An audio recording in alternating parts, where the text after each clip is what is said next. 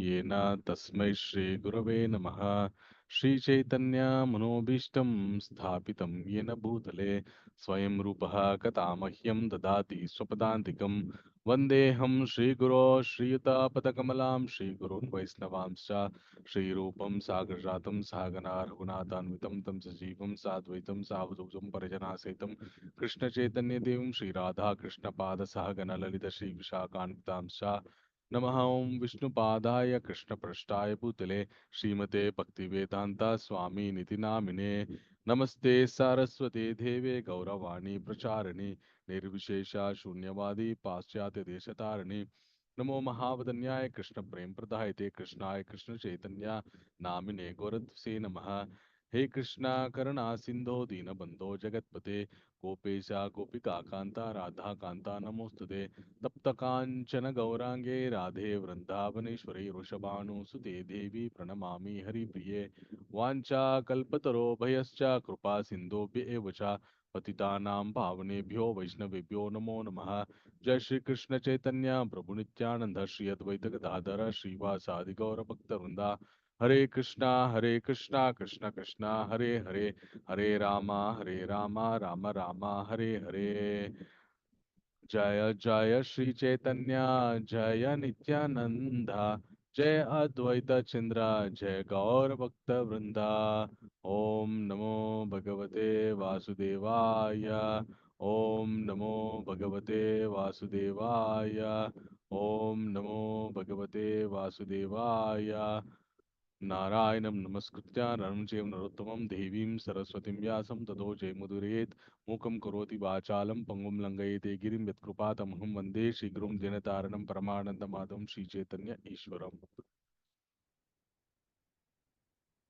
హరే కృష్ణ, అందరికీ స్వాగతం అండి ఈరోజు సెషన్లోకి. సో ఈరోజు మనము ఆ భగవద్గీతలోని అష్టమోధ్యాయం గురించి చర్చించుకోబోతున్నాము.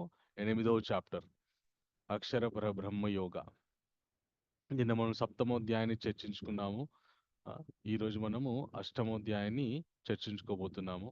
సో ప్రతిరోజులాగే ప్రతి అధ్యాయాన్ని చర్చించుకునే ముందు ఆ అధ్యాయానికి ఉన్నటువంటి మహాత్మ్యాన్ని, గొప్పతనాన్ని, మహిమని మనం తెలుసుకొని విని ఆ తర్వాత అధ్యాయంలోకి. హరే కృష్ణ, నా వాయిస్ చాలా లోగా వినిపిస్తుందా? Little bit low, Prabhuji. Yes, Prabhuji, little bit low. Hare Krishna, ఇప్పుడు It's okay. ఒక్క నిమిషం, లోగానే ఉందండి. ఒక్క నిమిషం.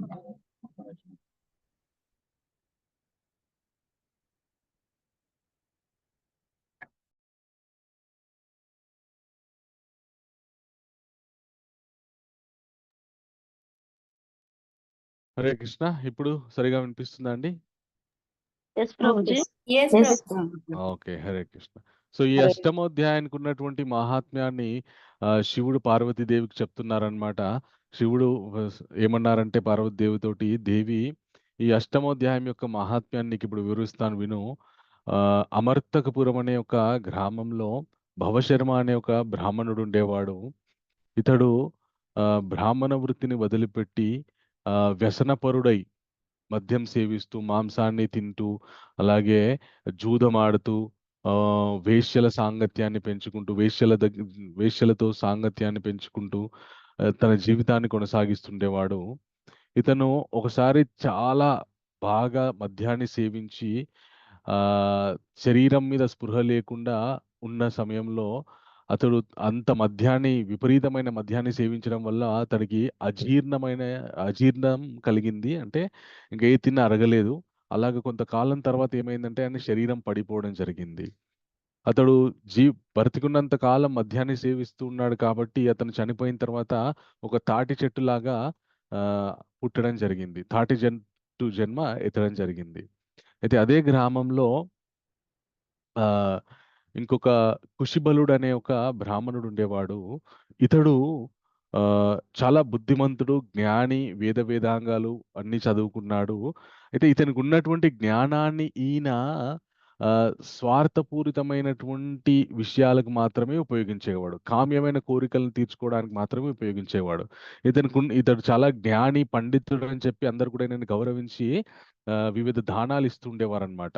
అంటే కొన్ని దానాలు కొందరు దానాలు ఇస్తుంటారు. మనం ఎవరైతే బ్రాహ్మణుడు దానాన్ని పుచ్చుకుంటాడో అది మనకేమో మనం బ్రాహ్మణుడికి డబ్బులు ఇస్తున్నామని అనుకుంటాం కానీ డబ్బు రూపంగా మనకున్నటువంటి పాపాన్ని క్షయం చేసుకోవడానికి, ఇంకొక విధంగా చెప్పాలంటే మనకున్నటువంటి పాపాన్ని మనము ఒక సద్బ్రాహ్మణుడికి ఇస్తున్నాం అన్నమాట. సో ఆ బ్రాహ్మణుడు గనుక మంచి అనుష్ఠానపరుడు, నిత్యం కూడా చక్కటి వేదాధ్యయనం అలాగే భగవద్భక్తితో గనుక ఉంటే అతనికి ఆ పాపం ఎట్టి పరిస్థితుల్లో కూడా అండదన్నమాట. అంటే మన పాపం క్షయం చేసుకోవడానికి మనం బ్రాహ్మణులకి డబ్బులు ఇవ్వాలి. అది దానం యొక్క ముఖ్య ఉద్దేశం. అయితే ఇతడు పట్టకూడనటువంటి దానాలు గూడా పడుతుండేవాడనమాట. అంటే కొందరు పరమ పాపిష్ఠులు ఎన్నో పాపాలు చేసి కొన్ని దానాలు ఇచ్చి దాని ద్వారా ఆ పాపాల నుండి బయటపడదామని అనుకుంటారనమాట. అలాంటి వారి దగ్గరికి వెళ్లి కూడా భార్యతో సహా వెళ్లి దానాలు స్వీకరిస్తూ ఉండేవాడనమాట. ఈ దానాలు స్వీకరిస్తూ ఎలా అంటే ఇంకా వేరే ఇతర బ్రాహ్మణులకి అవకాశం దొరకకుండా ఇతనికే ఆ ఊర్లో ఉన్న వారంతా దానం చేయాలనే లోభబుద్ధితోటి దానాలు స్వీకరిస్తూ ఉండేవాడు.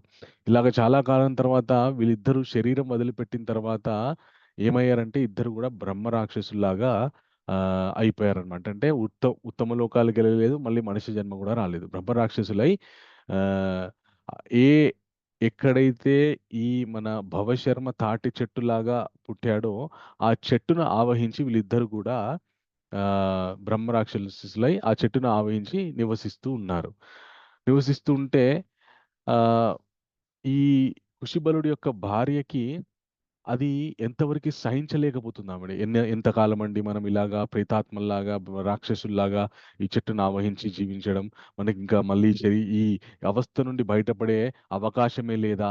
దీనికేమైనా ఉపాయం లేదా? అని ఒకరోజు ఆవిడ ఈ కుషిబలుడిని అడుగుతుందనమాట. అంటే రాక్షస రూపంలో ఉన్నటువంటి వాళ్ళిద్దరూ గూడా చర్చించుకుంటుంటారు. అప్పుడు ఆ కుషిబలుడు ఏం చెప్తాడంటే, "దేవి, మనం ఈ అవస్థ నుండి బయటపడాలంటే బ్రహ్మజ్ఞానం, భగవద్భక్తితో ఉన్నటువంటి విషయాలు విన్నా, ఎవరైనా మనల్ని కరుణించినా, అలాగే ఆ బ్రహ్మం గురించి తెలుసుకున్నా గూడా, ఆత్మ గురించి విన్నా గూడా, లేదంటే వివిధమైనటువంటి పుణ్యకర్మ గురించి విన్నా కూడా మనకి ముక్తి లభించే అవకాశం ఉంటుంది. కానీ ఇప్పుడు ఎవరు అవన్నీ మన గురించి చర్చిస్తారు? మన దగ్గరకొచ్చి ఎవరు చెప్తారు అవి?"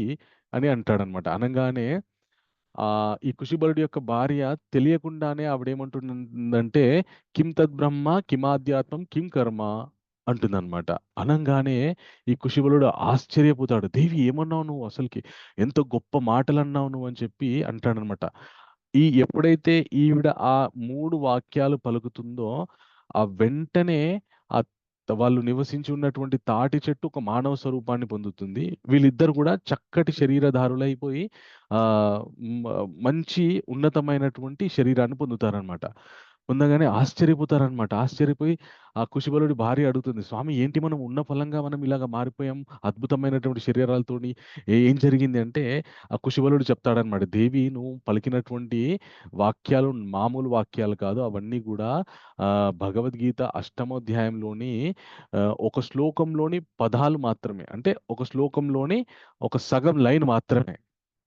అవి పలకడం చేత మనకి ఉన్నతమైనటువంటి గతి దక్కింది దేవి.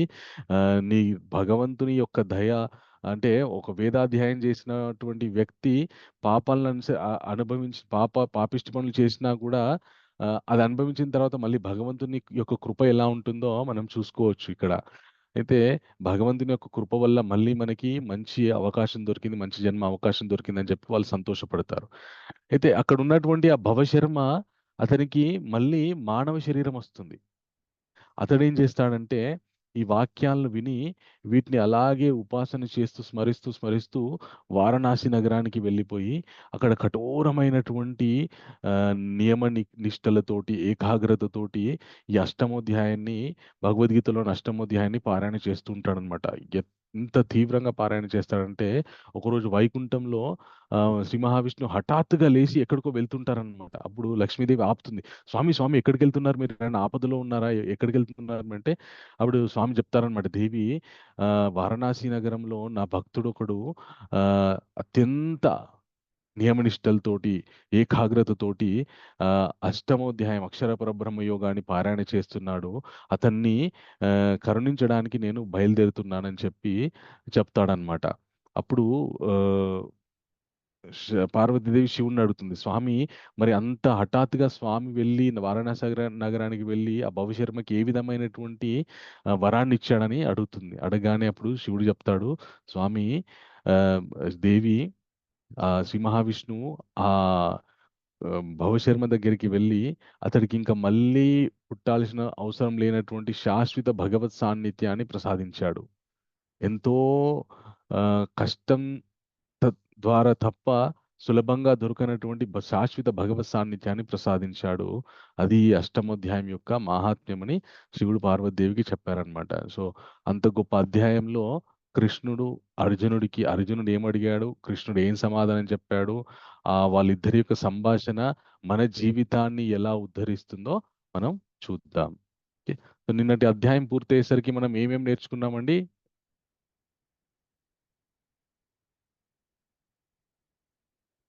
హరే కృష్ణ. ఎవరు చెప్తారు? హరే కృష్ణ ప్రభుజీ. హరే కృష్ణ మాతాజీ. పావని మాతాజీ చెప్పండి. మనం జ్ఞాన సముపార్జన ఎలా చేయొచ్చు, సముపార్జన చేయడము, నలుగురు గురించి, నలుగురిలో ఎవరు అర్థాత్రి జిజ్ఞాసి జ్ఞానులు ఎలా అయితే శరణాగతి పొందుతారు, ఎలా జ్ఞానం నుంచి శుద్ధ భక్తుల్లా అవ్వగలుగుతారు అనేది చూసాము. అలా చేయడానికి ఎటువంటి దేవతలను ఆరాధించాలి అనేది కూడా తెలుసుకున్నాం ప్రభు. ఓకే ఓకే, సంతోషం. ఓకే, సో ఎవరి భగవంతుణ్ణి ఆశ్రయిస్తారు, ఎవరు భగవంతుణ్ణి ఆశ్రయించరు, అలాగే మన చివరిగా భగవంతుడు మన ఏల పుణ్యం పరిపక్వమైతే ఎలాగా తనని చేరుకుంటారో ఇత్యాది విషయాలు నిన్న 7వ అధ్యాయంలో మనము తెలుసుకున్నాం. ఓకే, సో ఈ రోజు ఆ అధ్యాయానికి కొనసాగింపుగా 8వ అధ్యాయం ఉంటుందన్నమాట. చాలా అద్భుతమైనటువంటి అధ్యాయము, చాలా ముఖ్యమైనటువంటి విషయాలు దీనిలో ఉంటాయి.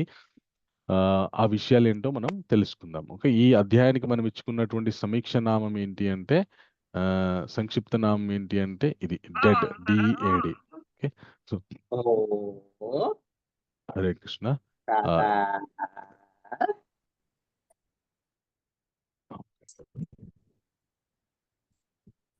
సో ఈ అంశాలు ఎవరు చదువుతారు? హ్యాండ్ రైస్ చేసి పెట్టండి. ఎవరైతే చదవలేదు ఇంతవరకు వాళ్ళు మాత్రమే హ్యాండ్ రైస్ చేసి పెట్టండి. ఓకే, మణికంఠ మద్దుల ప్రభు. ఎస్, చదవండి ప్రభు. DEAD, dead. D for D, doubts, సందేహాలు. E, ఎగ్జామ్, పరీక్ష. A, అటైనింగ్ ద అబ్సల్యూట్, భగవంతుని పొందటం. D, డివోషన్, భక్తి. సో ఈ అధ్యాయం మొదట్లో అర్జునుడికి కొన్ని సందేహాలు కలుగుతాయన్నమాట, ప్రశ్నలు. ఆ ప్రశ్నలు ఏంటో తెలుసుకుందాం. అలాగే మరణం అనేటువంటిది ఎలాంటిది, ఆ విషయాన్ని తెలుసుకుందాం. ఆ తర్వాత భగవంతుని పొందడం ఎలా, తర్వాత భక్తి గురించిన విషయాలు మనం తెలుసుకుందాం. మొట్టమొదట అర్జునుడికి కలిగినటువంటి ప్రశ్నలు ఏంటో మనం తెలుసుకుందాం. అర్జునుడు ఏమంటున్నాడంటే ఈ అధ్యాయంలో, అర్జున వాచ కిం తద్బ్రహ్మ కిమాధ్యాత్మం కిం కర్మ పురుషోత్తమ. నాతో పాటు మీరు కూడా మ్యూట్లో ఉండి పలుకోవచ్చు. అర్జున వాచ కిం తద్బ్రహ్మ కిమాధ్యాత్మం కిం కర్మ పురుషోత్తమ అధిభూతం చ కిం ప్రోక్తాం అధిదైవం కిముచ్యతే. ఇది అర్జునుడి యొక్క ప్రశ్న. దీని తర్వాత కూడా ఇంకా కొన్ని ప్రశ్నలు ఉంటాయి. ఓకే, సో ఈ అనువాదాన్ని నివేదిత మాతాజీ మీరు చదివి వినిపించండి మాతాజీ. జై కృష్ణ. హరే కృష్ణ. అర్జునుడు పలికెను, ఓ పరమేశ్వర, బ్రాహ్మణ పరమ సత్యము అనగా ఏమిటి? ఆధ్యాత్మము ఆత్మ అనగా ఏమిటి? మరియు కర్మ అనగా ఏమిటి? దేనిని ఆదిభూతము అంటారు మరియు ఎవరిని ఆది దైవము అంటారు? అర్జునుడు ఏమంటాడంటే, ఓ పరమేశ్వర, పురుషోత్తమ, బ్రహ్మన్ అన్నమాట. అంటే మనం బ్రహ్మం అని అంటుంటాం కదా, అంటే చతుర్ముఖ బ్రహ్మ కాదు ఇక్కడ, పరబ్రహ్మము బ్రహ్మము అని అంటుంటాం కదా. ఆ బ్రహ్మం అంటే ఏంటి? ఓకే. అలాగే ఆధ్యాత్మం అంటే ఏమిటి? మరియు కర్మ అనగా ఏమిటి? దేనిని అధిభూతము అంటారు? మరియు ఎవరిని అధిదైవము అంటారు? అని ప్రశ్నిస్తున్నాడు అర్జునుడు. అలాగే ఇప్పటికి ఇంక తర్వాత కూడా ఇంకొన్ని ప్రశ్నలు అడుగుతాడు అర్జునుడు. అధియజ్ఞాః నాతో పాటు కూడా మీరు కూడా చెప్పొచ్చు. అధియజ్ఞాః కథం కోత్ర దేహేస్మిన్ మధుసూదన ప్రయాణకాలే చ కథం నేయోసి నియతాత్మభిః. ఓకే. సో దీని యొక్క అనువాదాన్ని మనకి శ్రీదేవి మాతాజీ చదివి వినిపిస్తారు. హరే కృష్ణ ప్రభు. హరే కృష్ణ మాతాజీ. ఓ మధుసూదన, యజ్ఞ ప్రభువు ఎవరు? అతడు ఏ విధముగా దేహమునందు వహించుయుండును? భక్తి యుక్త సేవనందు నిలిచిన వారు మరణ సమయమున నెట్ల ఎరుగుజాలుదురు. అది. సో అర్జునుడు ఏమంటున్నా అంటే, ఓ మధుసూదన, యజ్ఞ ప్రభువు ఎవరు? అతడు ఏ విధంగా దేహమునందు వసించి ఉన్నాను. సో అర్జునుడు ఇక్కడ కృష్ణుడిని మధుసూదన అని ఎందుకు అంటున్నాడంటే, కృష్ణుడు మధు అనే ఒక రాక్షసిని సంహరించారనమాట. సంహరించినందున అతనికి మధుని సంహరించిన పరమాత్మ కాబట్టి మధుసూదన అని నామకరణం జరిగింది. అయితే మరి ఈ సన్నివేశంలో మధుసూదన ఎందుకు అంటున్నాడంటే, మన మనుష్య జీవితంలో మనకుండేటటువంటి ప్రశ్నలు ఏవైతే ఉంటాయో అవి మన రాక్షసులతో సమానం అన్నమాట. అంటే ఏవైతే తీరని ప్రశ్నలు మనకి ఏవైతే ఉంటాయో, ఏవైతే మనం వెంటాడుతూ ఉంటాయో అవి భూతాలు, రాక్షసులతో సమానం అన్నమాట. అవి తీరకపోతే మనము ఇంకా మన జీవితంలో ప్రశాంతత ఉండదు. సో అర్జునుడు కూడా తీరని కొన్ని ప్రశ్నలు ఉన్నాయి. వాటినన్నిటిని ఆయన జ్ఞానం చేత సంహరిస్తారు కాబట్టి ఇక్కడ అర్జునుడు కృష్ణుని మధుసూదన అని చెప్పి సంబోధిస్తున్నారనమాట. ఓకే. సో అర్జునుడు ముఖ్యంగా ఈ 2 శ్లోకాల్లో 8 ప్రశ్నలు అడిగారనమాట. ఓకే. సో మొట్టమొదటి ప్రశ్న ఏంటి? కిం తద్ బ్రహ్మ, బ్రహ్మం అంటే ఏంటి? తర్వాత ఆధ్యాత్మం, కిం తద్ బ్రహ్మ కిమాధ్యాత్మం, ఆధ్యాత్మం అంటే ఏమిటి? కర్మ అనగానేమి? అధిభూతం అంటే ఏమిటి? మరియు అధిదైవం ఎవరిని అంటారు? అలాగే యజ్ఞ ప్రభు ఎవరు? దేహం నందు వసించుండును. అలాగే మనుష్యుడు ప్రయాణకాలేచ కథం నెయ్యోసి నియతాత్మ. ప్రయాణకాలే అంటే శరీరాన్ని వదిలిపెట్టే ప్రయాణం. మరణం అనేటువంటిది జ్ఞానికి ఒక ప్రయాణము, అజ్ఞానికి శూన్యము. ఓకే. సో ఎందుకంటే అజ్ఞానికి మరణం తర్వాత ఏం జరుగుతుందో తెలియదు, కానీ జ్ఞానికి మాత్రం మరణం ఒక ప్రయాణం, నేను ఇంకో చోటుకు వెళ్తానని చెప్పి జ్ఞానం ఉంటుంది, భయపడడు.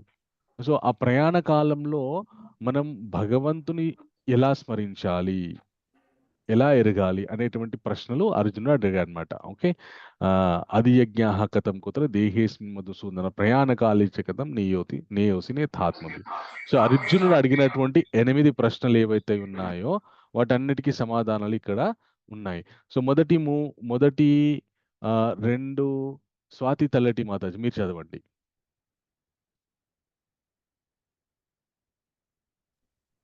హరే కృష్ణ ప్రభుజీ. హరే ధన్యవాద కృష్ణ ప్రణామం. దండవత్ ప్రణామాలు. బ్రహ్మం నాశరహితమం దివ్యము అగు జీవుడు. ఆధ్యాత్మము జీవుని నిత్య స్వభావం. ఓకే. సో బ్రహ్మము మనం ఏదైతే సమస్తం బ్రహ్మమయం, అహం బ్రహ్మోస్మి అంటుంటాం కదా.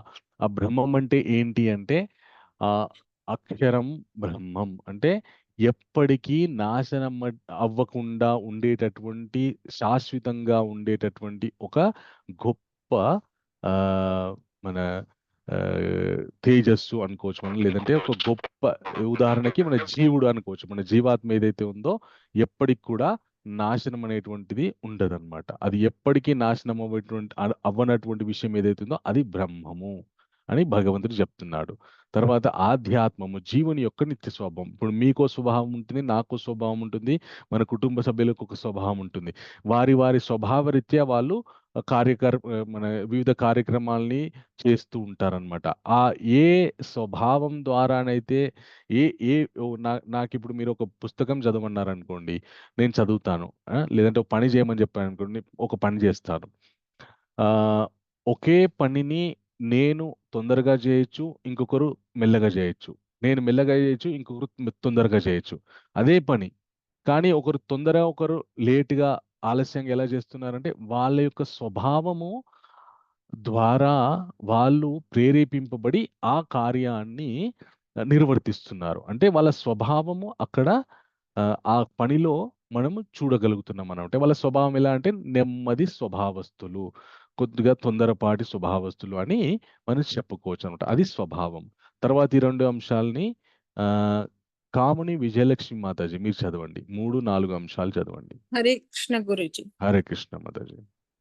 కర్మ దేహోద్భవమునకు సంబంధించిన కార్యము. హ్మ్. ఆదిభూతము భౌతిక జగత్తు, అది. భౌతిక ప్రకృతి. Thank you Mataji. కర్మ అంటే వివిధ రకాలైనటువంటి నిర్వచనాలున్నాయి కర్మకి. కర్మ అంటే జీవుడు ఈ భౌతిక ప్రపంచంలో చేసేటటువంటి ప్రతి చర్య కూడా కర్మే. అలాగే ఫలించేటటువంటి ఫలితాలు కూడా కర్మనే అంటారు. ఆ! అలాగే వివిధమైనటువంటి శాస్త్రాల్లో మనకి ఉపదేశించినటువంటి విషయాలు ఏవైతే ఉన్నాయో వాటిని కూడా కర్మలనే అంటారనమాట. సో, కర్మ అనే దానికి 3, 4 రకాల నిర్వచనాలున్నాయి. ఓకే.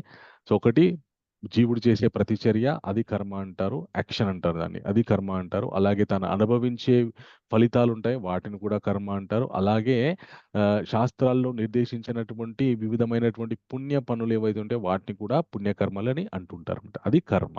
తర్వాత అధిభూతము. ఓకే. భౌతిక ప్రకృతి. అంటే అధిభూతం అంటే ఈ మొత్తం భౌతిక జగత్తు ఇదంతా ఒకసారి పుడుతుంది. మళ్ళీ లయమైపోతుంది. ఓకే. అది ఈ భౌతికమైనటువంటి జగత్తు. తర్వాత 2 అంశాల్ని ఎవరు చదువుతారు? శ్రావణి మాతాజీ మీరు చదవండి మాతాజీ. హరే కృష్ణ ప్రభుజీ. హరే కృష్ణ మాతాజీ. ఆది దైవం హ్మ్. సర్వదేవతలను కూడి ఉండేటి విశ్వరూపం. హ్మ్. ఆది యజ్ఞ ప్రభు పరమాత్మ. హరే హ్మ్. కృష్ణ ప్రభుజీ. హరే కృష్ణ. అయితే మనం నిన్న చర్చించుకున్నాం గదా! భగవంతుడు సృష్టి స్థితి లయలను నడిపించడానికి ముఖ్యమైన 3 స్వరూపాల్లో భాషిస్తూ ఉంటారని జెప్పేసేసి. అంటే బ్రహ్మ, విష్ణు, మహేశ్వరులే కాకుండా శ్రీ మహావిష్ణువు, ఆ తర్వాత గర్భోదక సాయి విష్ణువులాగా అవతారం చెంది సమస్త బ్రహ్మాండాల్ని ఆయన శరీరం ఉన్నటువంటి రోమకూపాల నుండి పుట్టిస్తారు.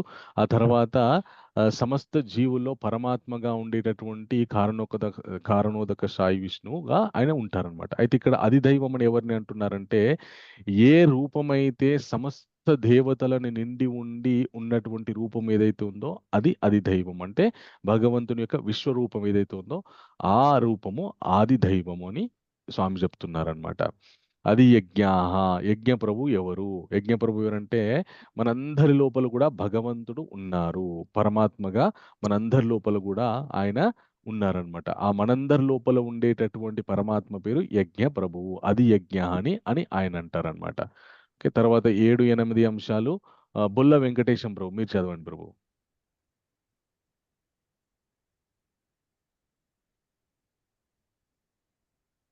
హరే కృష్ణ. బొల్ల వెంకటేశం ప్రభు ఉన్నారా? అన్మ్యూట్ చేసుకొని చదవండి. కవిత కే మాతాజీ మీరు చదవండి. కొంచెం స్పైక్ చేయరా స్క్రోల్. ఆది యజ్ఞ ఎక్కడ వసించును?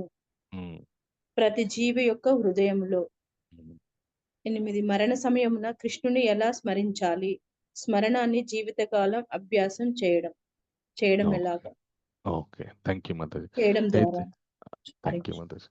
సో ఇప్పుడు అర్జునుడు 8 ప్రశ్నలు అడిగారు. 8లో 7 మనము తెలుసుకున్నాం. ఈ తర్వాత అధ్యాయం మొత్తం 8వ ప్రశ్నకి సమాధానం.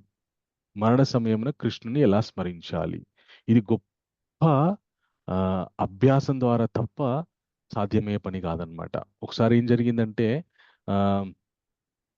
ఒక భక్త బృందం అంటే మా హరికృష్ణ భక్తులు కొందరు ఎక్కడికి వెళ్ళారంటే మన ఒక పుణ్యక్షేత్రానికి మాయాపూర్ గంగకి వెళ్ళారనమాట. వారణాసి దగ్గరికి వెళ్ళారనమాట.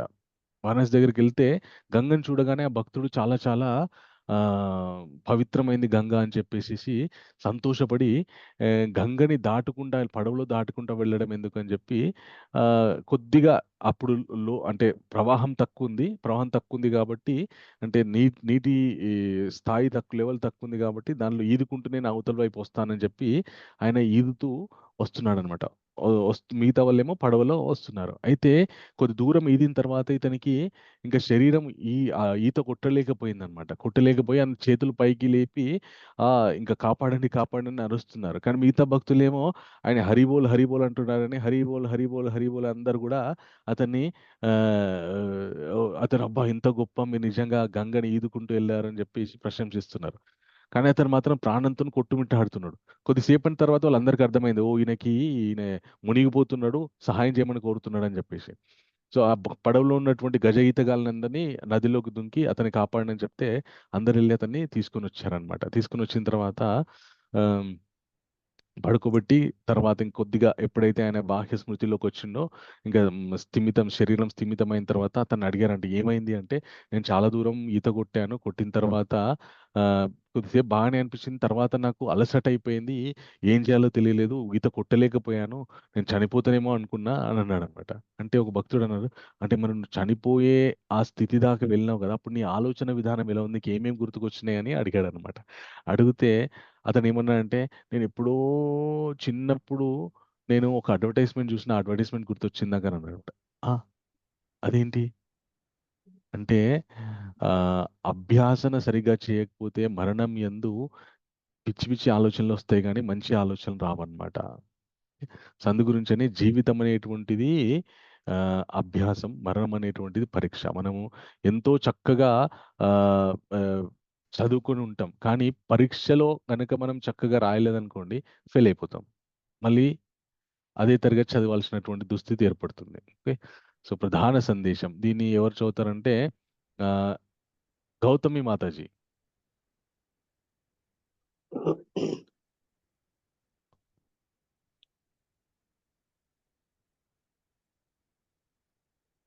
హరే కృష్ణ. గౌతమి మాతాజీ ఉన్నారా?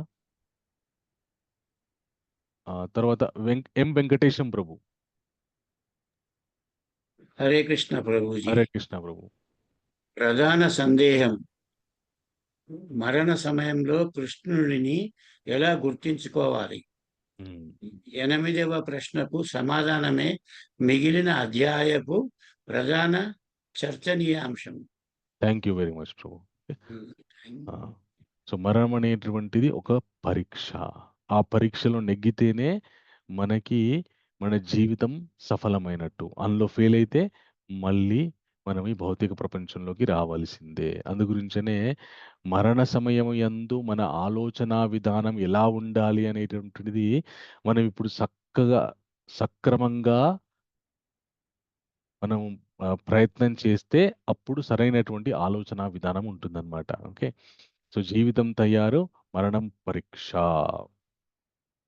అంటే మరణం అనగానే అందరూ భయపడాల్సిన పని లేదండి. ప్రతి జీవుడి యొక్క జీవితంలో జరిగేటటువంటి, ప్రతి మనుషుడి యొక్క జీవితంలో సంభవించేటటువంటి ఇదొక అన్ఎక్స్పెక్టెడ్ ఈవెంట్. అంటే ఎప్పుడు వస్తుందో తెలియనటువంటి ఒక సమయం ఇది.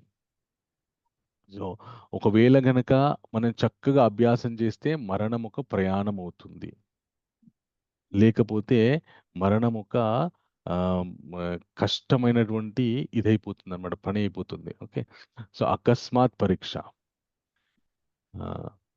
సో ఎప్పుడు సిద్ధం అవ్వాలి అండ్ సిలబస్ ఏంటి నౌ. ఈ slide M Srinivas and Manjurani మాతాజీ మీరు చదవండి. హరే కృష్ణ ప్రభు. హరే కృష్ణ. ఎలా సిద్ధం అవ్వాలి? జపించడం, భగవద్గీత చదవడం, భక్తుల సాంగత్యం, సేవ చేయడం. ఏ సమయంలో?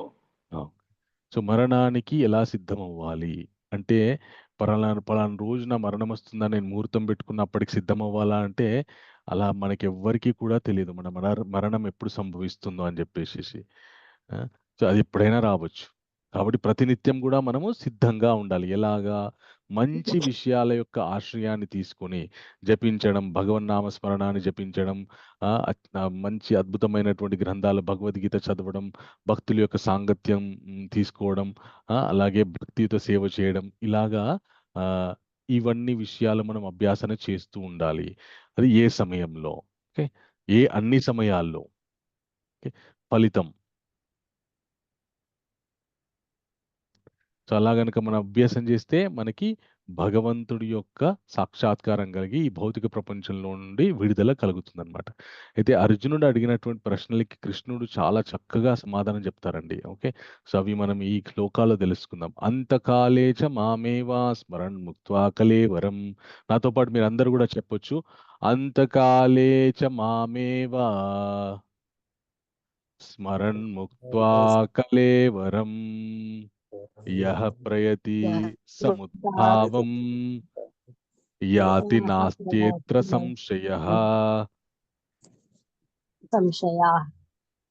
సో ఈ అనువాదాన్ని రాణి మాతాజీ మీరు చదవండి అనువాదాన్ని. హరే కృష్ణ ప్రభుజీ. హరే కృష్ణ మాతాజీ.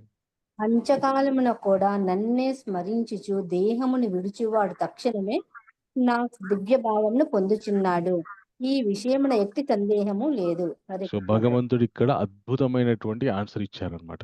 మరణ సమయంలో దేహాన్ని విడిచేటప్పుడు భగవన్నామ స్మరణ ఎవరైతే చేస్తారో వాళ్లకు భగవంతుడి యొక్క శాశ్వత సాన్నిధ్యం దొరుకుతుంది. అంటే భగవంతుడు వాళ్ళకి సాక్షాత్కారం అవుతారు. భగవంతుడు భగవద్ధామానికి వాళ్ళు వెళ్తారు. దానిలో ఎలాంటి సందేహం లేదు అని భగవంతుడు చెప్తున్నాడు అనమాట.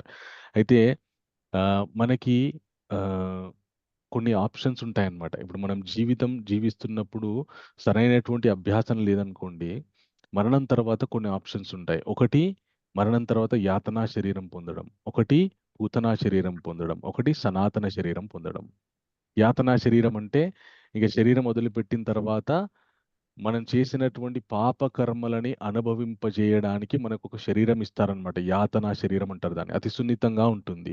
దానిలోకి మనని ప్రవేశపెట్టి మన జీవాత్మని మన ఆత్మని ప్రవేశపెట్టి నానా రకాలుగా హింసిస్తూ ఉంటారనమాట ఆ యాతనా శరీరంని. ఆ శరీరం పడుతున్నటువంటి బాధలు మనకి నొప్పిగా, ఇప్పుడు మనం ఈ శరీరంలో ఉన్నాం, నేను ఎంత దేహదారిని అనుకున్నా కూడా ఈ శరీరానికి చిన్న దెబ్బ తగిలినా కూడా నాకు నొప్పి వేస్తుంది, బాధ కలుగుతుంది. అలాగే ఈ శరీరం కంటే ఇంకా 100 రెట్లు సున్నితంగా ఉన్నటువంటి శరీరాన్ని మనకిచ్చి విపరీతమైనటువంటి శిక్షలు వేస్తారన్నమాట ఆ శరీరానికి. అవన్నీ మనం అనుభవిస్తూ ఉంటాం. సో అది ఒక ఆప్షన్. రెండవది పూతనా శరీరం అంటే మళ్ళీ ఇంకా భౌతిక జగత్తులోకి రావడమే అనమాట. భౌతిక జగత్తులో మనుషుల్లాగా పుట్టాల్సినటువంటి అవసరం. భౌతిక జగత్తులోకి వస్తే నానా విధాలైనటువంటి భౌతిక విషయాల ద్వారా మనం ప్రేరేపితులమై మళ్ళీ పాప పుణ్యకర్మాలు చేస్తూ ఇంకా ఒక్కోసారి సంతోషంగా ఒక్కోసారి దుఃఖంగా బ్రతుకుతూనే ఉండాలి. ఇంకొకటి సనాతన శరీరం. సనాతన శరీరం అంటే ఇంకా మళ్ళీ పుట్టాల్సిన అవసరం లేనటువంటి దివ్యమైనటువంటి శరీరాన్ని పొందే అవకాశం. ఆ దివ్యమైనటువంటి శరీరాన్ని పొందే అవకాశం ఎలా వస్తుందని భగవంతుడు చెప్తున్నారు. తన నామస్మరణ ద్వారా తనని హృదయంలో ఎవరు గుర్తుంచుకుంటారో వాళ్ళకి ఆ గొప్ప అవకాశం దొరుకుతుందని భగవంతుడు చెప్తున్నారన్నమాట. సో అది మన చేతిలోనే ఉంటుంది. సనాతన.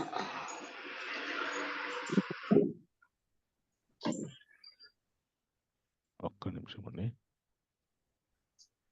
సో తర్వాత కృష్ణ ఇంకా ఏమంటారంటే ఎం వాపి స్మరణ్, నాతో పాటు చెప్పండి అందరూ. ఎం వాపి స్మరణ్ భావం త్యజంత్యే అంత్యకలేవరం తం తమేవైతి కౌంతేయ సదా తద్భావ భావితాః. ఈ అనువాదాన్ని ఎవరు చదువు? ఉషా భాలు మాతాజీ అనువాదం చదవండి. హరే కృష్ణ ప్రభుజీ. హరే కృష్ణ మాతాజీ. ఓ కౌంతేయ, దేహమును త్యజించినప్పుడు మానవుడు ఏ భావమును స్మరించునో అదే భావమును అతడు నిశ్చయముగా పొందును. ఇది మనము హరే కృష్ణ. హరే కృష్ణ. ఇది కూడా మనము అండర్లైన్ చేసుకొని పెట్టుకోవాల్సినటువంటి విషయం అండి. ఓకే, సో మరి భగవంతుని యొక్క భావన పొందితే దివ్య శరీరం పొందుతాం. భగవద్భావన పొందకుండా వేరే భావనలు పొందితే ఆ భావనానుగుణమైనటువంటి శరీరాన్ని పొందుతాం అన్నమాట. సో ఒకసారి ఒక భక్తుడు ఉండేవారనమాట. ఆయన చాలా మంచి బుద్ధివంతుడు. చాలా చక్కటి సాధన చేస్తూ ఉండేవాడు. కానీ అతడు ఏం జరిగింది అంటే ఒక స్థా సాటి భక్తురాలి మీద ఆయన ప్రేమ పెంచుకోవడం జరిగిందనమాట. ఇది యథార్థంగా జరిగిందిది. ఆయన పేరు కూడా చెప్తాను. మీరు గూగుల్‌లో ఆయన పేరుతోని సెర్చ్ చేస్తే మొత్తం ఆ స్టోరీ మొత్తం వస్తుందనమాట. యథార్థంగా జరిగిన సంఘటన ఇది. ఆవిడ మీద ప్రేమ పెంచుకోవడం వల్ల దేవాలయానికి ఆవిడొచ్చినప్పుడల్లా ఆవిడతో మాట్లాడాలని, ఆవిడతో పాటు ఏదో ఒకటి చర్చించాలని కుతూహలంతో ఉండేవాడనమాట. కొంతకాలానికి ఏం జరిగిందంటే, ఈ భక్తుడు ప్రమాదవశాత్తు యాక్సిడెంట్‌లో చనిపోయాడు. చనిపోయిన తర్వాత చాలా కాలం అయిన తర్వాత భారతదేశంలో ఒకరింట్లో ఒక కుటుంబంలో ఒక అమ్మాయిని వాళ్ళ అమ్మాయిని వాళ్ళేం చేశారంటే, లండన్‌లో స్థిరపడ్డ ఒకతనికి ఇచ్చి పెళ్లి చేశారనమాట.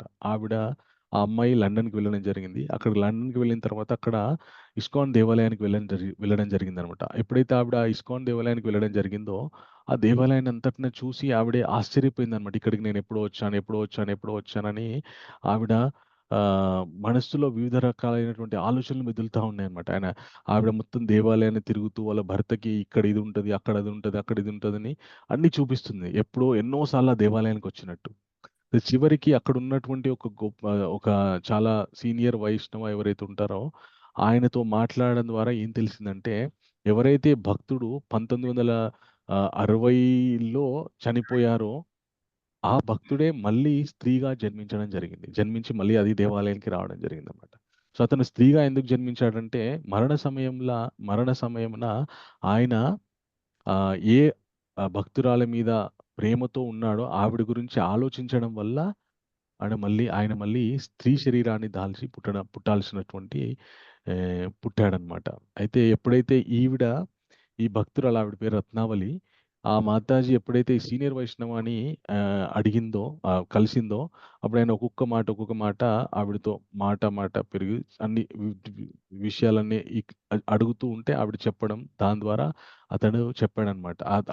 ఏం తెలిసిందంటే ఈవిడ ఎవరైతే ఉన్నారో పూర్వం బ్రహ్మచారిగా ఉన్నటువంటి రాఘవదాస్ బ్రహ్మచారి అనే ఒక భక్తుడు అని తెలిసిందనమాట. అప్పుడు ఆ సీనియర్ ప్రభుజీ అడుగుతారనమాట, నువ్వు చనిపోయే ముందు ఏ అమ్మాయి గురించి ఆలోచించి చనిపోయావు? అందువల్ల మళ్ళీ స్త్రీ శరీరం దక్కింది అని చెప్పి. అంటే మరణించే సమయంలో మనం ఎవరి మీద వ్యామోహంతోటి ఉంటామో ఆ వ్యామోహము, ఆ భావన అనుగుణమైనటువంటి శరీరం మనకి లభిస్తుంది. ఒకవేళ స్త్రీల మీద వ్యామోహంతోటి, స్త్రీల మీద మక్కువతోని మరణిస్తే స్త్రీ శరీరం పొందుతాం. పురుషుల మీద మక్కువతోటి, పురుషుల మీద వ్యామోహంతోటి ఏదో ఒక విధమైనటువంటి పురుష అనుబంధమైనటువంటి విషయాన్ని భావన చేస్తూ చనిపోతే పురుష శరీరాన్ని పొందుతాం. లేదా జంతువులతోనే అనుబంధం పెట్టుకొని జంతువుల గురించి ఆలోచిస్తూ చనిపోతే జంతు శరీరం పొందుతామనమాట. భాగవతంలో మనకి భరత మహారాజు యొక్క చరిత్ర వస్తుందనమాట. ఎవరి పేరునైతే ఈ భారతదేశాన్ని నామకరణం చేయడం జరిగిందో, భారతదేశానికి ఎవరి పేరు మీద వచ్చిందంటే చాలా కాలం క్రితం భరత మహారాజ్ అని ఉండేవారనమాట. అంటే సీతారామచంద్ర ప్రభు యొక్క తమ్ముడు భరతుడు కాదు. ఆయన కంటే ఇంకా ముందు భరత మహారాజ్ అని ఉండేవారనమాట. చాలా గొప్పగా పరిపాలించారు ఈ భారతదేశాన్ని. పరిపాలించిన తర్వాత ఆయన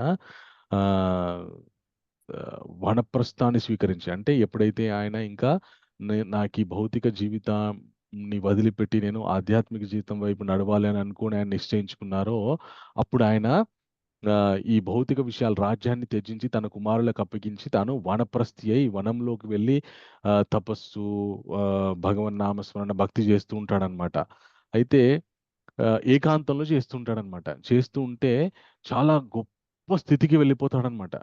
ఒకరోజు ఏం జరుగుతుందంటే, తాను స్నానం ఆచరించడానికి ఒక నది దగ్గరికి వెళ్ళినప్పుడు అక్కడ అకస్మాత్తుగా గర్భంతో ఉన్నటువంటి ఒక జింక సింహం యొక్క అరుపుకి భయపడి తనక్కడే ప్రసవిస్తుందనమాట. ప్రసవించి వెళ్ళిపోతుంది. తన జింక పిల్లని అక్కడే వదిలిపెట్టి తల్లి జింక ఎక్కడికో పారిపోతుందనమాట. సింహం వచ్చి తినేస్తుందేమో అని భయంతోటి. ఈ భరత మహారాజు ఆ జింక పిల్లని చూసి మళ్ళీ దాని తల్లి దగ్గరికి తీసుకెళ్దామంటే అది ఎక్కడ కనపడదు. తానే తెచ్చుకొని దాన్ని పెంచుతూ ఉంటాడనమాట. క్రమక్రమంగా దానితోటి ఆయనకి అనుబంధం ఏర్పడుతుంది. అనుబంధం ఏర్పడి ఇంకా తన తపస్సు, జపాలన్నీ గూడా పక్కన పెట్టేసి దాంతోనే ఆడుకుంటూ, దానికి గడ్డి తినిపిస్తూ, దాన్ని ఒళ్ళో పెట్టుకొని ఇలాగా దాంతోనే అనుబంధం పెంచుకొని ఒకరోజు మరణ సమయం వచ్చినప్పుడు ఆయన చనిపోతే ఈ జింకని ఎవరు చూసుకుంటారు అనే ఒక బాధతోని శరీరాన్ని వదిలిపెట్టడం ద్వారా ఏం జరిగిందంటే మరుసటి జన్మలో, తర్వాతి జన్మలో అతను కూడా జింకలాగే పుట్టాడనమాట. జింకలాగా పుట్టిందా కూడా ఆయనకి పూర్వజన్మ స్మృతి ఉంది. అయ్యో! నేను క్రితం జన్మలో గొప్ప మహారాజుని చక్కగా ఉపాసన చేశాను. కానీ అనవసరంగా ఒక జింకతోని అనుబంధాన్ని పెంచుకోవడం వల్ల నేను జింక శరీరాన్ని పొందాల్సినటువంటి పరిస్థితి ఏర్పడింది. కాబట్టి ఈ జన్మని నేను సక్రమంగా ఉపయోగించుకుంటాను అని చెప్పి ఆయన జింక శరీరంలో ఉన్నా కూడా ఇంతకుముందు ఆయన తపోధనుడైనప్పుడు ఎలా ఉండేవాడో అలాగా తపోధనుడి జీవితాన్ని జీవించాడనమాట. కేవలం ఎండిపోయిన ఆకులు తింటూ, భగవన్నామ స్మరణ చేస్తూ పశు శరీరంతో ముక్తి పొందలేరు కాబట్టి తర్వాతి జన్మలో మళ్ళీ జడభరత అనే నామకరణంతోటి మళ్ళీ మనుషుడిలాగా పుడతాడనమాట. అప్పుడు ఇంకా తీవ్రమైనటువంటి వైరాగ్య బుద్ధితోటి భగవంతుని నామస్మరణ చేస్తూ అప్పుడు ఆయన భగవంతుని దగ్గరికి వెళ్ళిపోతారనమాట. అలాగా మరణ సమయంలో మనము జీవించి ఉన్నప్పుడు ఏ ఏ విషయాల యందు ఎక్కువ మక్కువ చూపిస్తామో అవే మన యొక్క మరణ ప్రయాణాన్ని నడిపిస్తాయన్నమాట. అందుగురించని చాలా జాగ్రత్తగా జీవితంలో అభ్యాసన చేస్తుండాలి. చాలా జాగ్రత్తగా అంటే ప్రతి క్షణంలో మనం ఏమరపాటుతో ఉంటామంటే ఉండలేము, కష్టం. అందుగురించని మన జీవితంని ఒక భక్తియుత జీవితంగా మలుచుకోవాలి. చాలా సింపుల్, చాలా సులభం. మనం ప్రతిరోజు జపం చేయడము, భగవంతునికి నివేదించినటువంటి ప్రసాదాన్ని స్వీకరించడము, అలాగే చక్కటి జ్ఞానపూరితమైనటువంటి విషయాలు వినడము. ఈ ఈ విషయాలు మన జీవితంలో గనక మనం అలవాటు చేసుకున్నామనుకోండి, మనకు తెలియకుండానే మనం ఉన్నత స్థితికి వెళ్తామనమాట. సో, అంత ప్రభావం చూపిస్తుంది మన యొక్క భావజాలం మరణ సమయమునందు. తర్వాతి శ్లోకాల్లో అయితే ఇప్పుడు అభ్యాసం చేయాలి అని చెప్తున్నారు. మరణ సమయంలో భగవంతుని యొక్క ఆలోచనలు ఉండాలని చెప్తున్నారు. మరి ఆ ఆలోచనలు ఉండడానికి ఏ అభ్యాసాలు చేయాలి? ఆ విషయాలు తర్వాతి శ్లోకాల్లో వస్తాయన్నమాట. ఓకే. సో, దీన్ని అనురాధ మాతాజీ మీరు చదవండి మాతాజీ. ఫస్ట్ అంశం చదవండి. హరే కృష్ణ ప్రభుజీ. హరే కృష్ణ మాతాజీ. ఆఖరి పరీక్షలో ఎలా ఉత్తీర్ణత సాధించాలి? అనుస్మర కృష్ణుణ్ణి ఎల్లప్పుడూ గుర్తుంచుకోవాలి. చాలు మాతాజీ. అయితే కృష్ణ ఏమంటారంటే 8వ అధ్యాయం 7వ శ్లోకంలో తస్మాత్ సర్వేషు, అందుకే అర్జున నేనేం చెప్తున్నానంటే మరణ సమయం ముందు ఏ భావంతో ఉంటే ఆ భావానికి అనుగుణమైనటువంటి శరీరాన్ని పొందుతారు. కాబట్టి ఓ అర్జున తస్మాత్ సర్వేషు కాలేషు మాం అనుస్మరయుద్ధేచ మయ్యర్పిత మనో బుద్ధిర్ అంటారనమాట. ఎలాగైతే భీష్మ పితామహ తన మరణ సమయం నందు అంపశయ్య మీద ఉన్నప్పుడు కూడా భగవంతుని యొక్క నామస్మరణ చేస్తూ ఆయన కోరుకున్నాడనమాట. ఆయన ఎలా మరణించాలో ఆయన రచించుకున్నాడు. నేను ఆ స్వామిని నా కళ్ళ ఎదుట చూస్తూ నా శరీరాన్ని వదిలిపెట్టాలని చెప్పి కోరుకున్నాడనమాట. అందుకే కృష్ణుడు యుధిష్ఠిర మహారాజ్ పాండవులందరినీ తీసుకెళ్లి భీష్ముడు ఉన్నటువంటి అంపశయ్య దగ్గరికి వెళ్ళి భీష్ముడి ద్వారా ఎంతో ధర్మబోధ చేయించాడు. అలాగే భీష్ముడు స్తుతిస్తున్న ఆ విష్ణు సహస్రనామాన్ని స్తుతిస్తూ కృష్ణుడిని కళ్ళ ముందట చూస్తూ తన శరీరాన్ని వదిలిపెట్టాడనమాట. అలాగా అర్జునుడి కృష్ణుడు ఏమని చెప్తున్నాడంటే తస్మాత్ సర్వేషు కాలేషు మాం అనుస్మరయుద్ధేచ, నా గురించే ఎల్లవేళలా అన్ని వేళ ప్రతినిత్యం నా గురించే ఆలోచిస్తూ నువ్వు యుద్ధాన్ని చెయ్యి. తస్మాత్ సర్వేషు కాలేషు మాం అనుస్మరయుద్ధేచ మై అర్పితమను విధిర్ మాం ఏ వైశేష అసంశయ. నీ బుద్ధిని నాకు అర్పించు, అలా గనక నువ్వు గనక చేస్తే, సాధన చేస్తే ఖచ్చితంగా మాం ఏ వైశేషి అసంశయ, ఎలాంటి సంశయం లేకుండా నన్ను నువ్వు పొందుతావు అని చెప్పి అర్జునుడికి చెప్తున్నాను అనమాట. అంటే మనందరికీ భగవంతుడు చెప్తున్నాడు. అంటే మన జీవితంలో కూడా ప్రతినిత్యం కూడా భగవన్ నామస్మరణ చేస్తుండాలి. అంటే మరి 24/7 భగవన్ నామస్మరణ చేస్తే మనల్ని ఎవరు పోషిస్తారు అంటే, అందుకే మనకు ఆచార్యులు ఏం చెప్పారంటే ఒక నిర్దిష్టమైనటువంటి సాంఖ్య రూపకమైనటువంటి జప విధానాన్ని మనకి ఇచ్చారు. ఒక 108 రోజుకు ఒక 108 సార్లు, లేదా ఇంకా వీలైతే ఒక 108 అంటే ఒక జపమాల, ఒక జపమాలలో 108 పూసలు ఉంటాయి. ఒక మాల ఒకసారి జపం చేస్తే ఒక మాల చేసినట్టు, అంటే ఒకసారి 108 చేసినట్టు. అలాగా 1, 2, 3, 4, 8, 16 ఇలాగా ఒక సంఖ్య ఇచ్చారనమాట. అలా గనుక మనం అభ్యాసం చేసినా కూడా భగవంతుని యొక్క భావజాలంతోనే మనము జీవితాన్ని జీవించవచ్చును. ఓకే. సో తర్వాత రెండో అంశాన్ని నివేదిత మాతాజీ మీరు చదవండి. అభ్యాసం. హరే కృష్ణ జపం సాధన చేయాలి. ఓకే. సో ఏం అభ్యాసం చేయాలంటే భగవన్నామ స్మరణ చేయాలి. హరే కృష్ణ కృష్ణ కృష్ణ హరే హరే, హరే రామ రామ రామ రామ హరే హరే.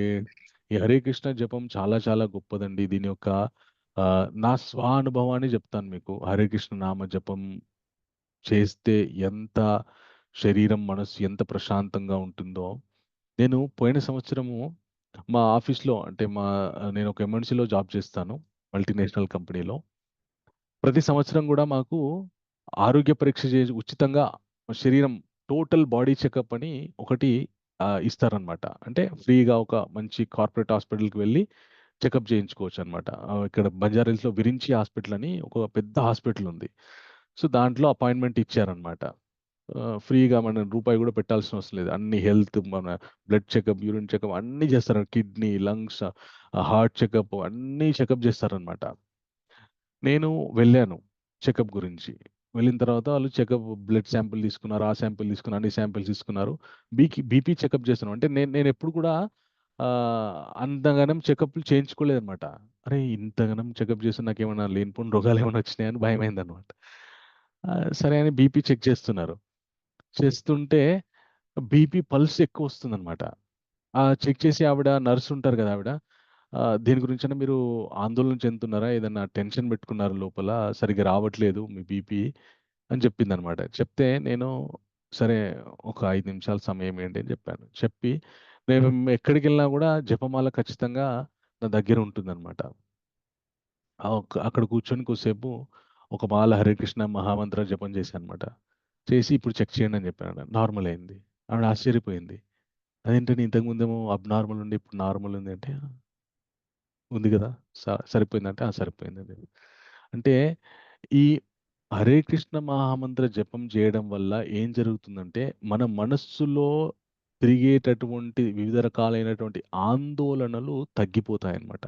ఒక అద్భుతమైనటువంటి ప్రశాంతత కలుగుతుంది.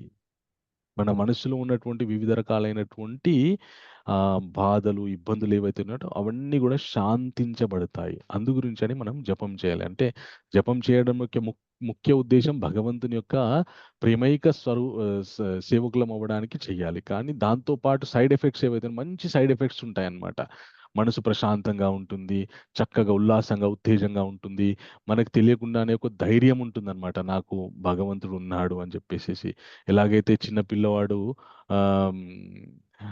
స్కూల్‌కెళ్తున్నాడనుకోండి, ఏదన్నా జంతువో, కుక్కో అది ఏదో అడ్డొచ్చిందనుకోండి, వాడు ఎంబడే పడ్డదనుకో నాన్న, నాన్న, నాన్న అని అరుస్తాడు. అరిస్తే వాడికి మా నాన్నున్నాడు వచ్చి కాపాడుతాడని చెప్పేసి ధైర్యం ఉంటుంది. అలాగే మనకు కూడా ఈ భౌతిక జగత్తులో వివిధ రకాలైనటువంటి పశు సంబంధమైనటువంటి బాధలు నుండి బయటపడడానికి మనం భగవన్నామ స్మరణ చేస్తే, ఆ భగవంతుడు ఉన్నాడనే నమ్మకంతోటి మనకు కూడా ఎక్కడ లేని ధైర్యం పుంజుకొని చాలా ఉత్తేజంగా ఇహ పరలోకాల్లో సుఖంగా ఉంటాం. ఎప్పుడైనా గుర్తుపెట్టుకోండి, ఆధ్యాత్మిక జీవితంలో మీరు ముందుకెళ్తున్నారు అంటే మీకు తెలియకుండానే భౌతిక జీవితం దానంతలదే సెటరేట్ అవుతుంది. ఎలాగంటే ఒక ఆవు వెళ్తుందనుకోండి, ఆవు వెనకాల దూడ ఖచ్చితంగా, ఆవు ఎక్కడికెళ్తే దూడ అక్కడికి వెళ్తానే ఉంటుంది. ఆధ్యాత్మిక జీవితం అనేటువంటిది ఒక గోవు లాంటిది. భౌతిక జీవితం అనేటువంటిది దూడ లాంటిది. మీరు ఆధ్యాత్మిక జీవితాన్ని చక్కగా చూసుకున్నారనుకోండి, భౌతిక జీవితం మీకు తెలియకుండానే సెటిల్ అవుట్ అవుతుంది.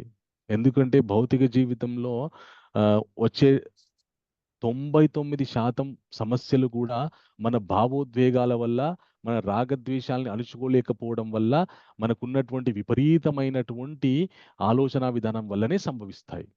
ఎప్పుడైతే ఆధ్యాత్మిక జీవితానికి పెద్దపీట వేసి భగవన్నామ స్మరణ, భగవత్ కథాశ్రవణము, భగవద్భక్తుల యొక్క సాంగత్యాన్ని పొందుతూ ఉంటారో క్రమక్రమంగా అవన్నీ కూడా తగ్గిపోతాయి. ఆందోళనలన్నీ తగ్గిపోయి ఆనందాన్ని పొందుతాము. ప్రభుజీ తర్వాత ప్రభుజీ ఒక చిన్న డౌట్ అడగాల. ఈ మీ పేరు మాతాజీ? నిర్మల అండి. చెప్పండి మాతాజీ. అది జపం చేయమంటారు కదా, అది మైండ్ లో చేయాలా బయటికి చదవాలా? అయితే మనకి కొన్ని మంత్రాలు ఉన్నాయి. ఏవి మన బీజాక్షరంతో కూడుకున్నటువంటి మంత్రాలు ఉన్నాయి. అవి మనసులో చదువుకోమని చెప్తారు. కానీ ఈ హరే కృష్ణ మహామంత్రం ఏదైతే ఉందో ఇది బయటికి వినపడే విధంగా స్మరణ చేయాలని మనకు ఆచార్యులు చెప్తారనమాట. ఎందుకంటే ఆ ఉచ్చరించే నామాన్ని వినాలి. అంటే హరే కృష్ణ కృష్ణ కృష్ణ హరే హరే, హరే రామ రామ రామ హరే హరే అని పలుకుతున్నప్పుడు మనం ఏదైతే నామాన్ని పలుకుతున్నామో అది వింటూ చెయ్యాలని చెప్తారనమాట. అప్పుడు ఏం జరుగుతుంది, జపంతో పాటు శ్రవణం కూడా అయిపోతుంది. Okay okay Prabhuji. సో ఇంకా కొన్ని పద్ధతులు భగవంతుడు ఇచ్చాడనమాట. ఏవి అంటే అంటే అభ్యాసన, భగవన్నామ స్మరణ కుదురుకోవడం ఎలా మరణ సమయంలో వివిధ అభ్యాసాలు ఇచ్చారనమాట. ఇక్కడ ఒకటి ఎప్పుడు గుర్తుంచుకోవాలి, అభ్యాసన ఏం చేయాలి. ఇంకా కొన్ని అష్టాంగ యోగం ద్వారా అభ్యాసన చేయొచ్చు, భక్తి యోగం ద్వారా, అలాగే భౌతిక మరియు ఆధ్యాత్మిక ప్రపంచాలను పోల్చడం. మనకి ఈ అధ్యాయంలో చూస్తే గనక ఓమిత్యేకాక్షరం బ్రహ్మ వ్యాహరన్ మామనుస్మరన్ ఇహ ప్రేతిత జందేహాన్ సాయిది పరం గతిం అని చెప్తారనమాట. ఓంకారనాదాన్ని ఉచ్చరిస్తూ ఏకాగ్రత చిత్తంతో శరీరాన్ని వదిలిపెట్టడం ద్వారా భగవంతుని చేరుకుంటారు. అలాగే భ్రువోర్ మధ్య ప్రాణమావియ సమ్యక్ సతాం పరం పురుషం పైతి దివ్యం యాతి అంటే ఈ భృగుటి మధ్యలో దృష్టిని కేంద్రీకరించి కేంద్రీకరించి ఏకాగ్రతతో ఉండడం వల్ల కూడా భగవంతుని పొందుతాము అని కూడా చెప్తారనమాట.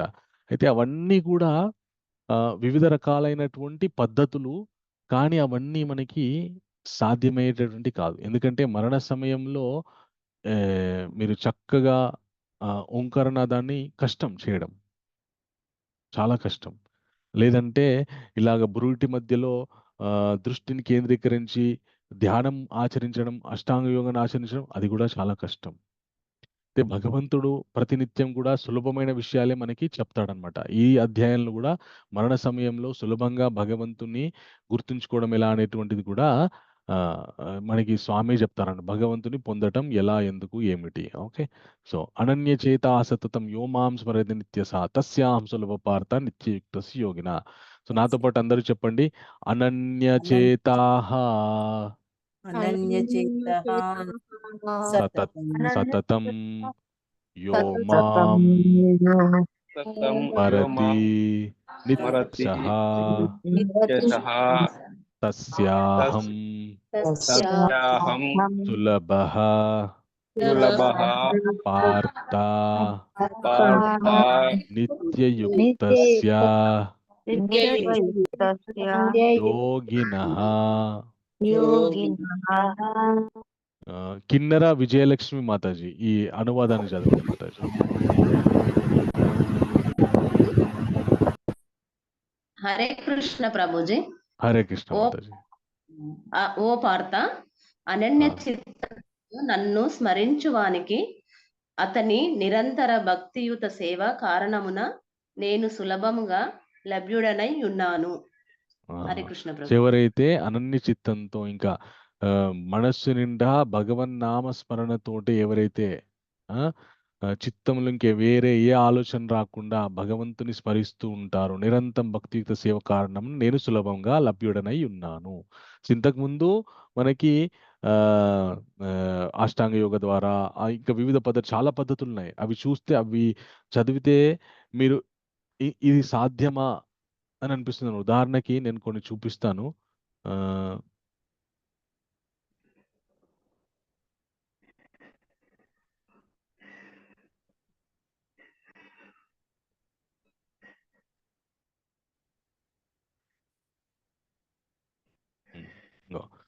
ఇది స్క్రీన్ మీద కనిపిస్తుందా అండి అందరికి?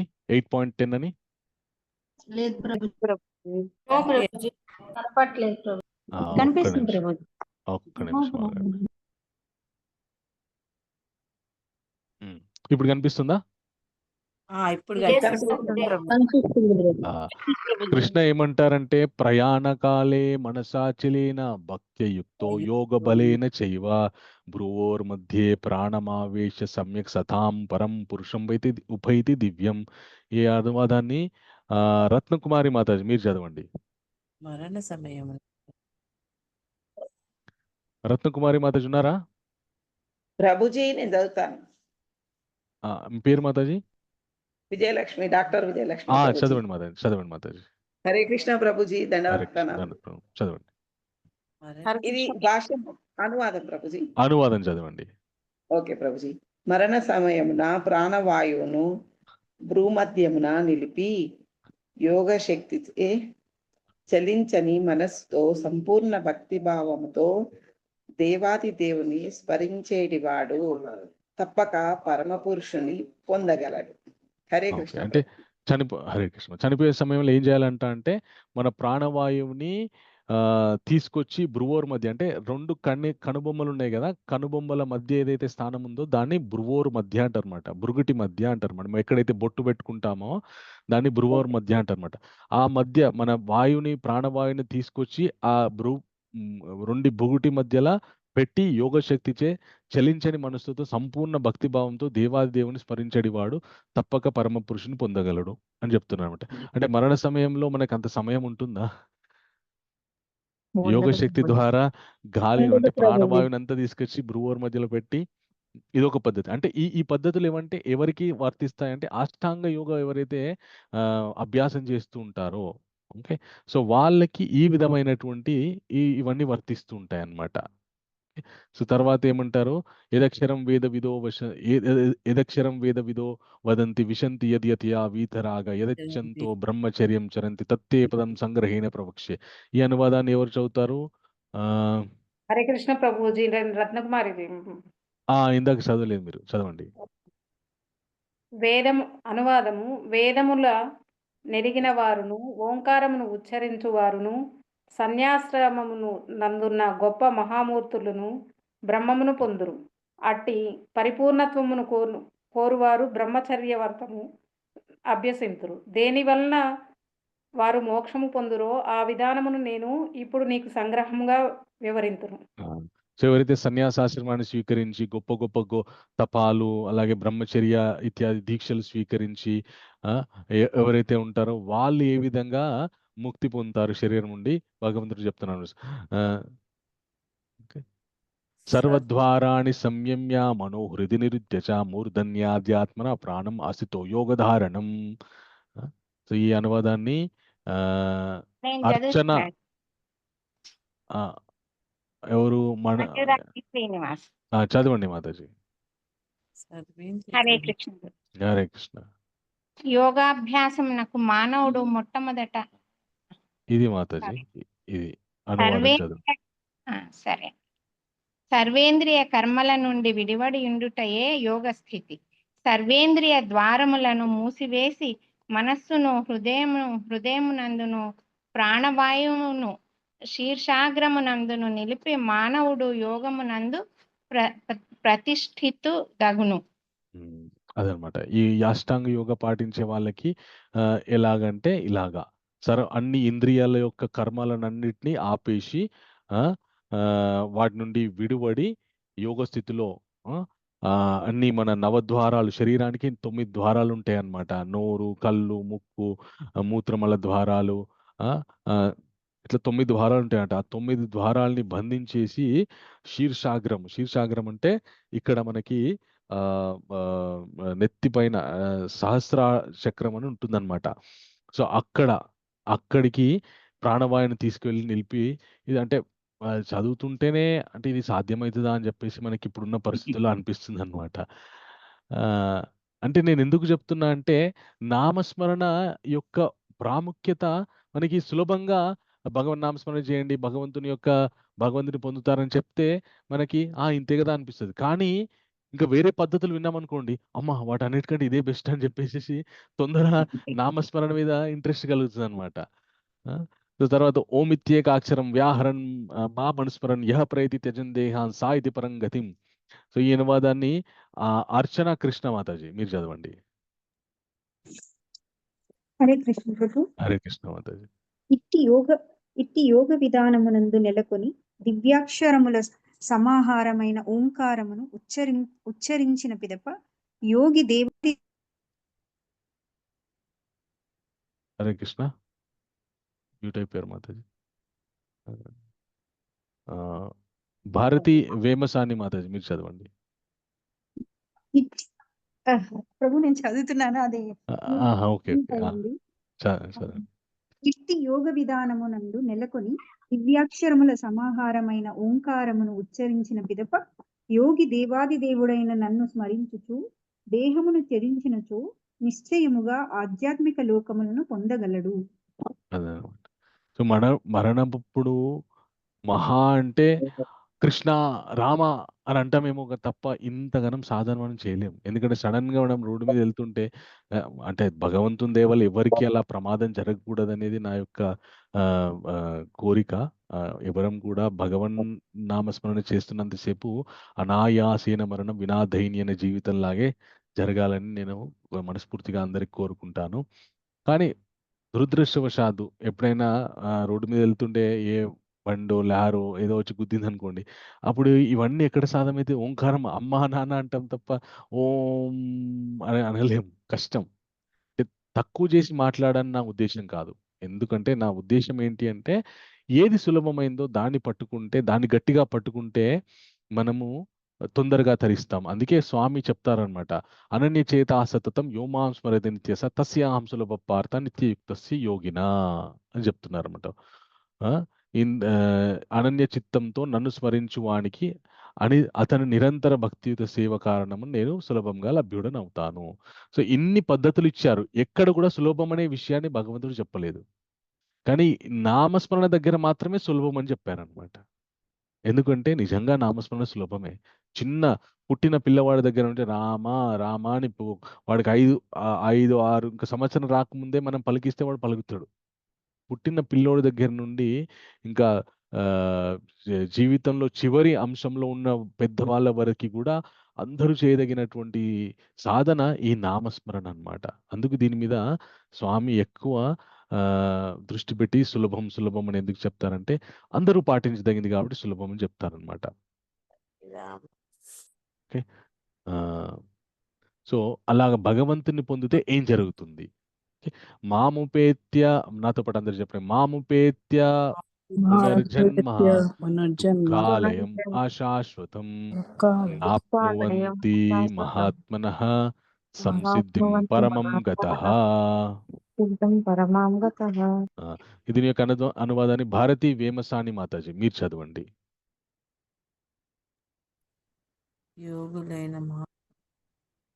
భారతి మాతాజీ ఉన్నారా? తర్వాత కృష్ణవేణి ఆకుల మాతాజీ మీరు చదవండి. మాతాజీ బిజీ ఉన్నట్టున్నారు. హరే కృష్ణ ప్రభుజీ. హరే కృష్ణ మాతాజీ. మాముపేత్య పునర్జన్మ దుఃఖాలయం శాశ్వతం నాప్నువంతి మహాత్మానః సంసిద్ధం పరమాం గతాః.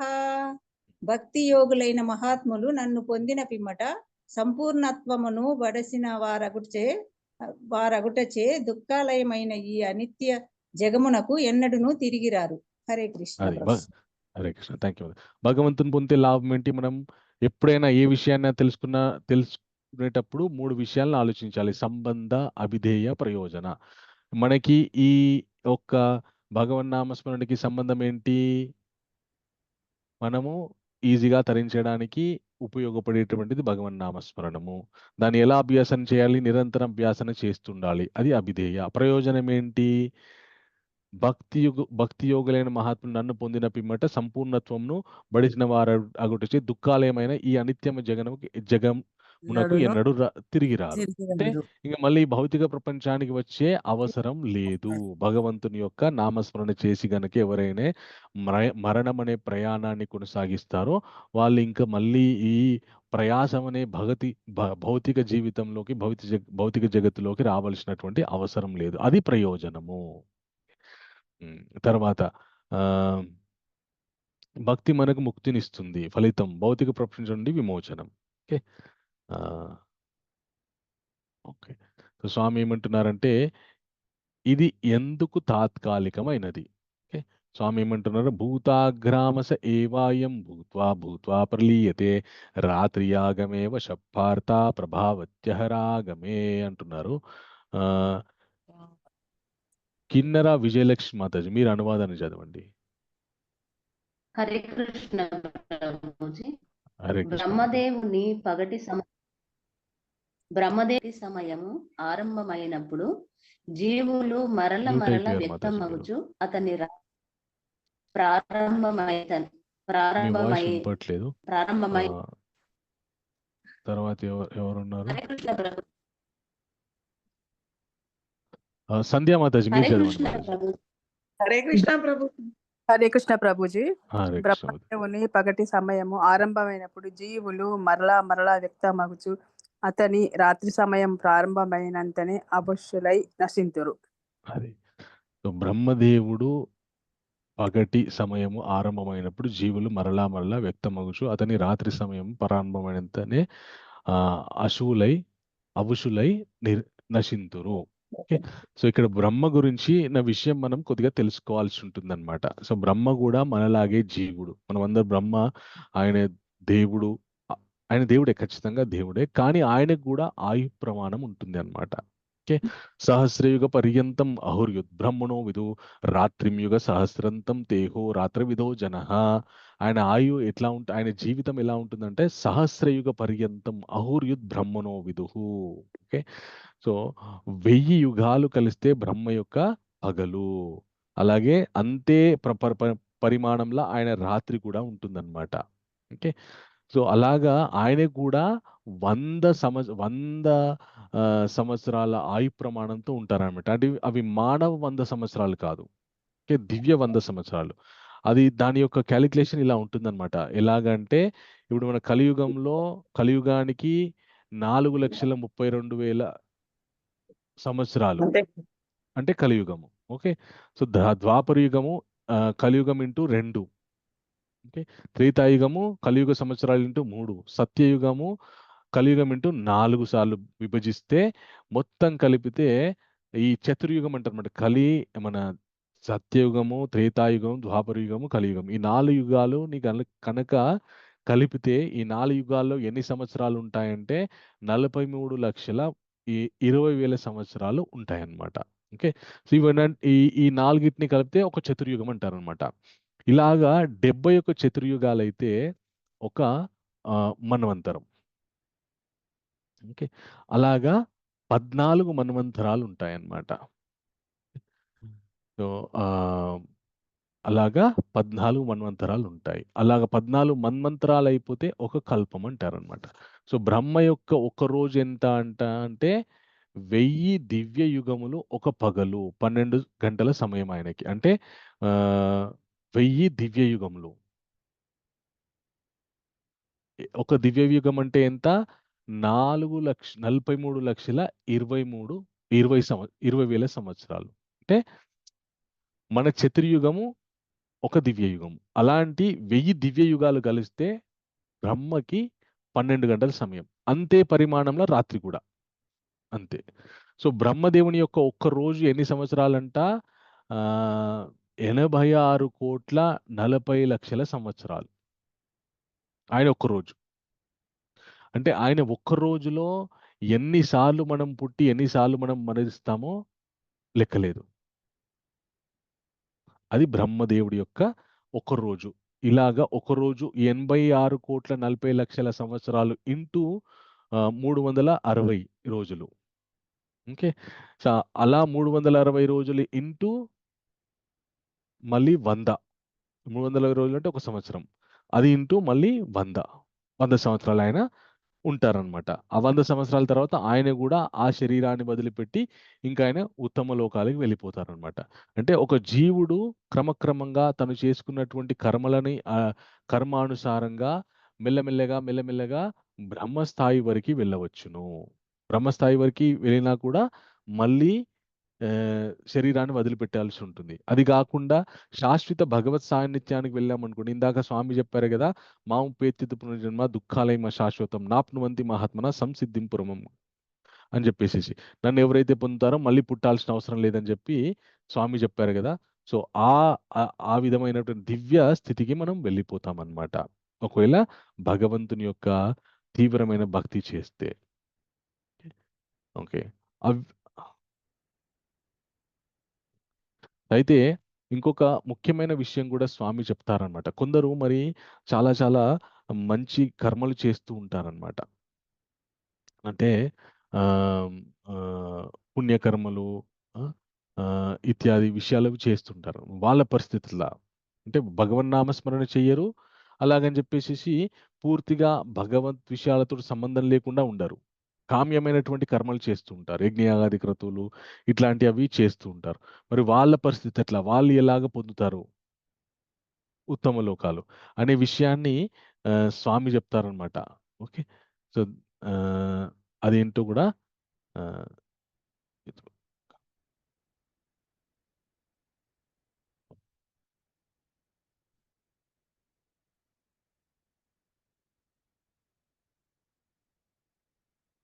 ఎక్కడున్నాం? Okay, right.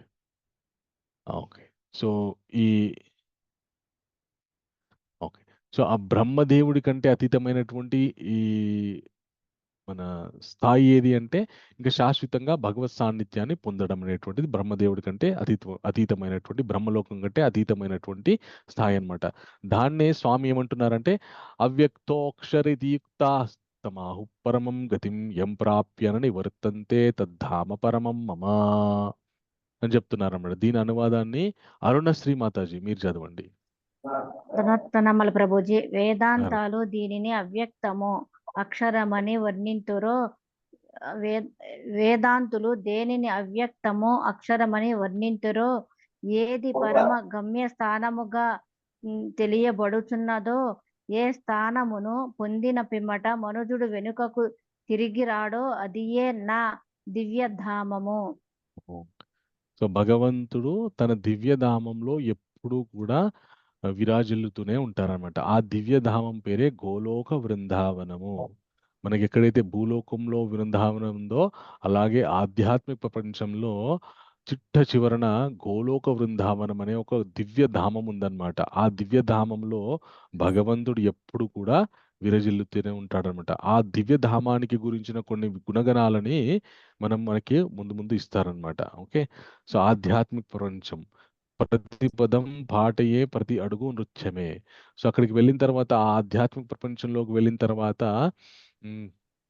ఇంకా ఎలాంటి వ్యయ ప్రయాసాలు పడాల్సినటువంటి అవసరం లేదు. ఎప్పుడు దివ్యమైన శరీరంతోటి సంతోషంగా భగవద్భక్తి భక్తులతోటి మనం తులతూగుతూ ఉంటాం అన్నమాట. అంత గొప్పది ఆధ్యాత్మిక ప్రపంచం. ఒకవేళ భౌతిక ప్రపంచం ఎలా అంటే, భౌతిక ప్రపంచం ప్రతి అడుగు ప్రమాదమే, ప్రతి పనిలోనూ బాధలే. భౌతిక ప్రపంచానికి పూర్తి భిన్నంగా ఆధ్యాత్మిక ప్రపంచం ఉంటుందన్నమాట. ఓకే. మాముపేత్య పునర్జన్మ దుఃఖాలయమ శాశ్వతం నాప్నువంతి మహాత్మన సంసిద్ధిం పరమం గతః. శ్రావణి మాతాజీ మీరు చదవండి మాతాజీ. హరే కృష్ణ ప్రభుజీ. హరే కృష్ణ మాతాజీ. భక్తి యోగులైన మహాత్ములు నన్ను పొందిన పిమ్మట సంపూర్ణత్వమును బడసిన వారగుడచే దుఃఖాలయమైన ఆనిత్య జగమునకు ఎన్నడును తిరిగిరారు. హరే కృష్ణ. హరే కృష్ణ మాతాజీ.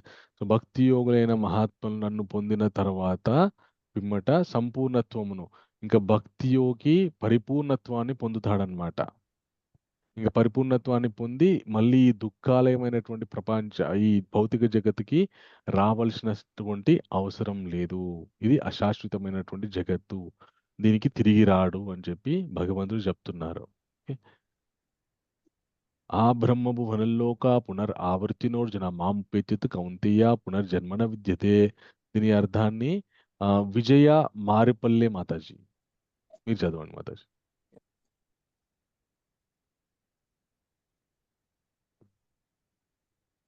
భౌతిక జగమునందలి విజయ మాతాజీ ఉన్నారా? విజయ మారేపల్లి మాతాజీ. హరే కృష్ణ ప్రభుజీ, నేను హరే కృష్ణ. చదువుతాను.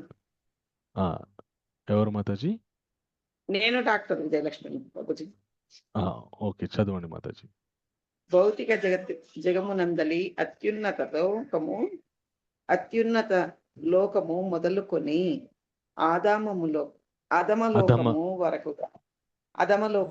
వరకు గల సర్వలోకములు జన్మ మృత్యు భరితమైన దుఃఖ ప్రదేశములే కాని ఓ కౌంతేయ, నా లోకమును చేరినవాడు తిరిగి జన్మము నొందడు. హరే కృష్ణ ప్రభుజీ. హరే కృష్ణ. మనకి భూమి పైన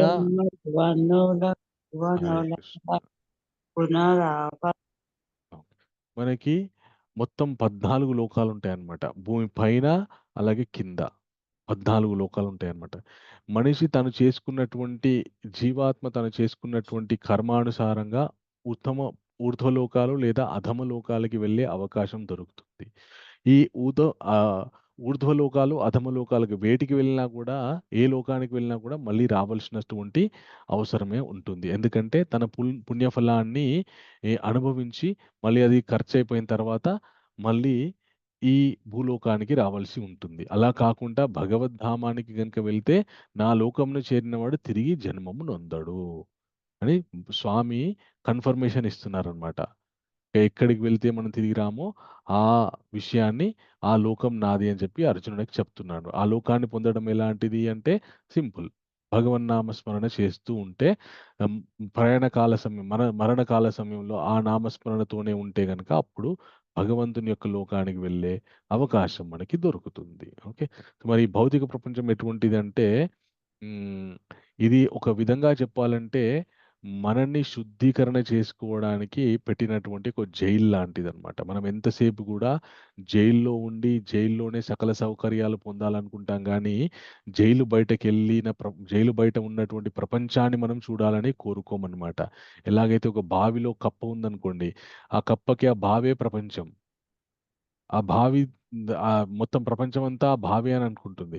కానీ బావి దాటి చెరువులు, నదులు, సముద్రాలు ఉన్నాయన్న విషయమే దానికి తెలియదు. అలాగే మనుషులకు కూడా ఈ మాయ ద్వారా మోహితులైనటువంటి మనుష్యులకి ఈ భౌతిక ప్రపంచంలో సుఖపడడమే పరమధ్యేయంగా వారు భావిస్తూ ఉంటారనమాట. కానీ దానికి అతీతమైన భగవంతుడు ఏం చెప్తున్నారంటే దుఃఖాలేమ శాశ్వతం అంటున్నారు. ఎవరైతే ఈ లోకాన్ని సృష్టించారో ఆయన్నే చెప్తున్నారు దుఃఖాలేమ శాశ్వతం. మనం ఏదన్నా వస్తువు కొనడానికి ఏదైనా షాప్కి వెళ్ళినాం అనుకోండి, షాప్ అతను ఇది కొనకండి, ఇది తొందర పాడైపోతుంది అంటే మనం కొంటామా? అస్సలు కొనము. ఆయన షాప్ ఆయనే చెప్తున్నాడు. ఎందుకు మరి మీరెందుకండి పెట్టుకున్నారు మరి పాడైపోయే వస్తువుని అని అంటే, కొందరు చీప్గా ఏదైనా దొరికితే బాగుండు, తక్కువ రేటుకి ఏదైనా దొరికితే బాగుండు అని అడుగుతుంటారండి, వాళ్ళకి ఇస్తాము అని చెప్పి చెప్తారండి. వాళ్ళకి అది ఎట్లున్నా పర్లేదు, నాకు తక్కువ రేటుకి వస్తే చాలు అని కొందరు ఉద్దేశం ఉంటుందన్నమాట. వాళ్ళ గురించి అండి అది. ఎవరైతే మంచి చాలా కాలం మన్నికగా ఉండే వస్తువు కావాలనుకుంటారో వాళ్ళకి మేము ఇది సజెస్ట్ చేయమని ఆ షాప్ అతను చెప్తుంటారనమాట. అయితే భగవంతుడు కూడా అంతే. ఎవరైతే ఉత్తమమైనటువంటి, సారవంతమైనటువంటి, ఆనందపూరితమైనటువంటి విషయాల్ని కోరుకుంటారో వాళ్ళకి ఈ భౌతిక జగత్తు సరైనటువంటి జగత్తు కాదు. ఇది ఒక కారాగారం లాంటిది. కారాగారంలో ఎప్పుడు కూడా మనము సుఖాల్ని అనుభవిస్తుంటే అనుకుంటాం. ఒక పొలిటీషియన్ ఉన్నాడు అనుకోండి, వాడు జైల్లో వేసినా కూడా ఆయనకి అక్కడ మంచి భోగభాగ్యాలు ఇస్తూ ఉంటారు. కానీ అనుభవించేది జైల్లోనే కదా, బయటకైతే రావట్లేదు కదా. ఓ బయట ఉండి నువ్వు మామూలు అన్నం తిని జైల్లో ఉండి పంచభక్ష పరమాణాలు తిన్నా కూడా వేస్టే అది. ఎందుకంటే ఒక పరిమితమైన, నియంత్రితమైనటువంటి వాతావరణంలోనే ఉండాల్సి అటువంటి దుస్థితి. అదే బయట ఉంటే స్వేచ్ఛ ఉంటుంది. సో ఈ భౌతిక భౌతిక జగత్తులో ఉన్న మనుషులందరికీ కూడా అదే వర్తిస్తుందన్నమాట. సో జైలు, శిక్ష, పుట్టుక, వృద్ధాప్యం, వ్యాధి, మరణం. పుడతాం, పుట్టిన తర్వాత మళ్ళీ వృద్ధాప్యం పొందుతాం, ఇంకేదో ఒక వ్యాధి బారిన పడతాం, తర్వాత మరణం చెందుతాం. ఇదే చక్రం నడుస్తుంటుంది అనమాట ఈ భౌతిక జగత్తులో. ఎవరైతే ఈ భగవద్గీతలో భగవంతుడు చెప్పినటువంటి విషయాలు వింటారో వాళ్ళు ఈ చక్రాన్ని దాటి వెళ్ళడానికి ప్రయత్నం చేస్తారు, వెళ్తారు కూడా. సో ఈ భౌతిక జగత్తుని శాసించేది ఎవరు అంటే మహాతల్లి మహామాయదేవి, దుర్గాదేవి అన్నమాట. ఆవిడ ఈ భౌతిక జగత్తుని నియంత్రిస్తూ ఉంటుందన్నమాట. ఆవిడ మాయలోనే మనం అందరం ఉంటుంటాం అనమాట. ఒకవేళ మనము నాకు భగవంతుని యొక్క భక్తి పూర్ణత్వాన్ని ప్రసాదించు తల్లి అంటే మనల్ని అటువైపు నడిపిస్తుంది. లేదు నాకు ఈ మాయా జగత్తులోనే ఉంటూ సుఖపడాలని ఉంటే మాయాపూరితమైనటువంటి విషయాలను మనకి ప్రసాదిస్తుంది అనమాట. ఆ తల్లి దగ్గరికి పిల్లవాడు ఏం కావాలని కోరుకుంటే తల్లి అది ఇస్తుంది అనమాట. మన కోరుకునే కోరిక శుద్ధదా, మంచిదా, మనం ఉన్నత స్థితికి తీసుకెళ్తుందా లేదా ఆలోచించుకొని కోరుకోవాల్సినటువంటి బాధ్యత, యుక్తి, బుద్ధి అవి మనం పెంపొందించుకోవాలి. సో ఈ భౌతిక జగత్తులో ఎలా అంటే ఇంకా బట్టలు మార్చేసి కొత్త శరీరం ఇవ్వబడుతుంది. ఎలాగైతే మనము జైలుకి వెళ్ళిన తర్వాత అక్కడ ఒకటే డ్రెస్ కోడ్ ఉంటుంది, అందరూ ఒకే రకమైన డ్రెస్ వేసుకోవాలి, రంగురంగుల డ్రెస్ వేసుకోవద్దు. ఈ భౌతిక ప్రపంచంలో కూడా అంతే, అందరూ ఒకే విషయం గురించి పాట పడుతూ ఉంటారట. ఏంటి అంటే ఆహార నిద్ర భయం మైథునం. తినడం గురించి, చక్కగా పడుకోవడం గురించి, మైథున సుఖం గురించి, వీటి గురించే ప్రాకులాడుతూ ఉంటారనమాట. సో కొద్దిగా మనకి ఇంకొంచెం విజ్ఞానాన్ని ఇచ్చారనమాట. ఏంటి, ఎలా ఉంటుంది ఈ భౌతిక జగత్తులో జీవులు ఎలా ఉంటారని చెప్పేసి. జలజానవ లక్షాని స్థావర లక్ష వింశతి క్రిమియో రుద్ర సంఖ్యాక పక్షీనాం దశలక్షణాం త్రింశాలక్షాణి పశవః చతుర్లక్షాణి మనుషః. సో నీళ్ళలో జీవించే జీవులు 9 లక్షలంట. సో ఎలాంటి చలనం లేని ఉన్నటువంటి జీవులు ఏవైతే ఉన్నాయో, చెట్లు, చేమలు ఏవైతే ఉన్నాయో అవి 20 లక్షల రకాలంట.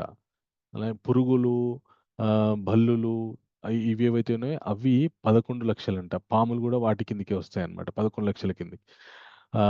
పక్షులు 10 లక్షల రకాలంట. అలాగే 4 కాళ్ళతో నడిచేటటువంటి జీవులు 30 లక్షలంట. మనుష్యులు 4 లక్షల రకాలైనటువంటి మనుష్యులు ఉంటారంట. మొత్తం కలిపితే 84 లక్షల జీవరాశులు అనమాట. సో మనుష్యుడు శరీరం వదిలిపెట్టిన తర్వాత తన కర్మానుసారం ఈ 84 లక్షల జీవరాశులు ఏదో ఒక జీవిగా పుట్టడం తథ్యం. ఈ 84 లక్షల జీవరాశుల్లో పుట్టకుండా వీటికి అతీతమైనటువంటి జన్మ పొందాలంటే మళ్ళీ మన చేతిలోనే ఆ యొక్క అవకాశం మన దగ్గరే ఉందన్నమాట. భగవన్నామ స్మరణ ఎప్పుడైతే చేస్తామో అప్పుడు ఈ 84 లక్షల జీవరాశులలో పడిపోకుండా ఉండే గొప్ప స్థితి మనకి దొరుకుతుంది. ఓకే, సో ఈ స్లైడ్ ఎవరు చదువుతారు? రమాదేవి పల్లడి మాతాజీ.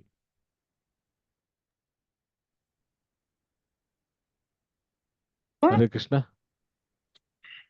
ఆధ్యాత్మిక ప్రపంచ స్వభావం శాశ్వతమైనది, తప్పులేనిది, అపరిమిత ఆనందం ఉన్నది, అన్ని కోరికలను నెరవేర్చేది, ఆకర్షణీయమైనవి, ప్రత్యక్ష శ్రేష్టమైనది, అత్యున్నతమైన లోకం, తిరిగి రాని ప్రదేశం.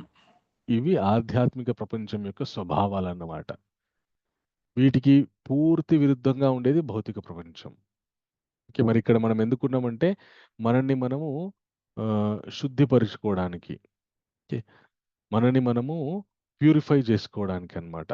ఇలా మన శిక్ష, ఒక నేరం చేసిన వాళ్ళకి ఎలాగైతే జైలు శిక్ష ఏదైతే ఉందో వాళ్ళ లోపలి పరివర్తన తీసుకురావడానికి ఎలాగ ఉపయోగపడుతుందో, అలాగే మనకు కూడా ఈ భౌతిక ప్రపంచంలో ఎన్నిసార్లు ఇంట్లో వాళ్ళతో తిట్లు పడాలి, ఎన్నిసార్లు వాళ్ళతో మాటలు పడాలి, ఈ మాటలు పడే విషయానికి అంతమే లేదా అని ఎప్పుడైతే మనకి ఆ దుఃఖాన్ని పొందుతుంటామో అప్పుడు దీనికంటే ఇంకా వేరే సుఖమయమైనటువంటి స్థితి ఏదైనా ఉందా అనే ఆలోచన వస్తుందన్నమాట.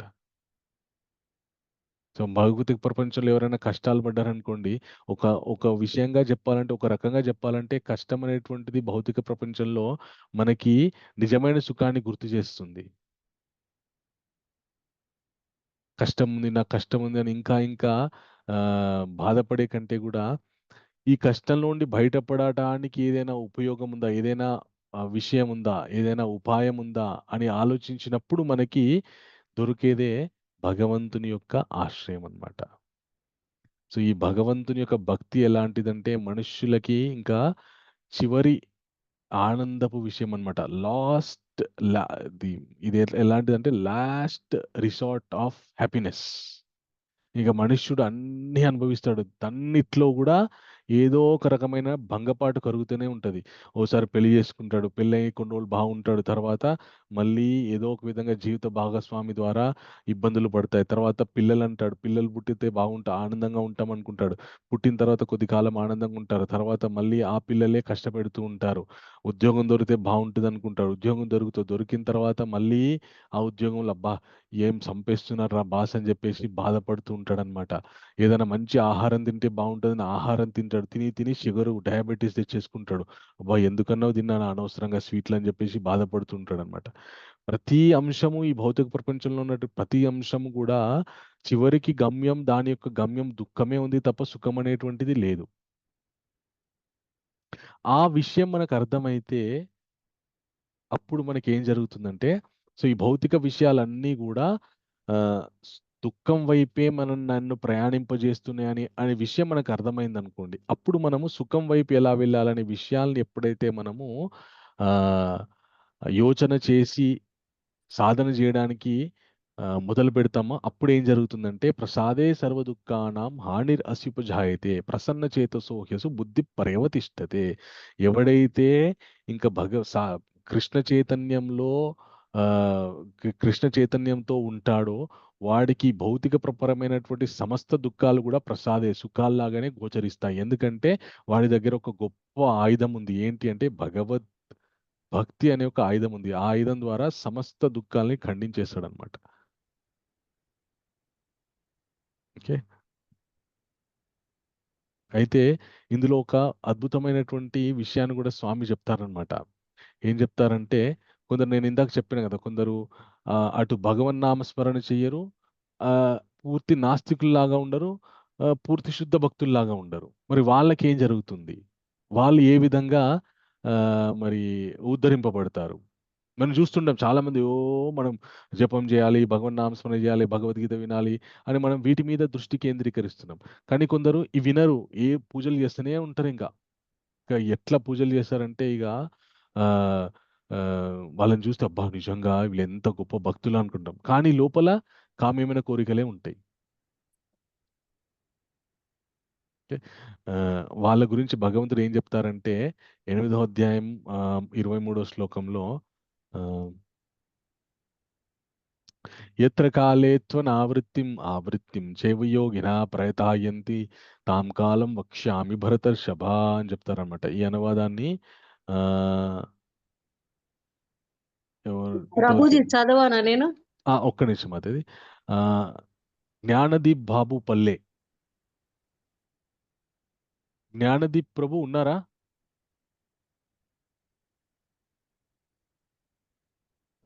ఓకే. ప్రభు బిజీగా ఉన్నట్టున్నారు. ఇంతవరకు ఎవరు చదవలేదు వాళ్ళు దయచేసి హ్యాండ్ రైజ్ చేసి పెట్టండి. నేను చదవలే ప్రభు. మీ పేరు మాతాజీ? కృష్ణకుమారి. కృష్ణకుమారి మాతాజీ చదవండి. అనువాదం చదవండి. హరే కృష్ణ ప్రభుజీ. హరే కృష్ణ మాతాజీ. అనువాదము. ఓ భరతవంత శ్రేష్ఠుడా, ఏ కాలములందు ఈ జగత్తును వీడుట ద్వారా యోగి వెనుకకు తిరిగి వచ్చుచు జరుగునో లేక తిరుగాడుచుండునో నీకు నేనెప్పుడు వివరించెదను. సో ఇది హరే కృష్ణ ప్రభుజీ. హరే కృష్ణ మాతాజీ. ఇది అంటే ఏ కాలంలో గనక శరీరాన్ని వదిలిపెడితే మళ్ళీ తిరిగి వస్తారు, ఏ కాలంలో శరీరాన్ని వదిలిపెడితే మళ్ళీ తిరిగి రారో అనే విషయాన్ని చెప్తున్నారన్నమాట. ఇది ఎవరికి వర్తిస్తుందంటే ఎవరైతే కామ్య కర్మలను ఆచరిస్తూ ఉంటారో వాళ్ళకి వర్తిస్తుంది అనమాట ఇది. సో భగవంతుడు ఏమంటారంటే అగ్నిర్జ్యోతిర్ అహుశుక్లాస్యన్మాస ఉత్తరాయణం తత్ర ప్రయథా గచ్చంతి బ్రహ్మవిదో జనః.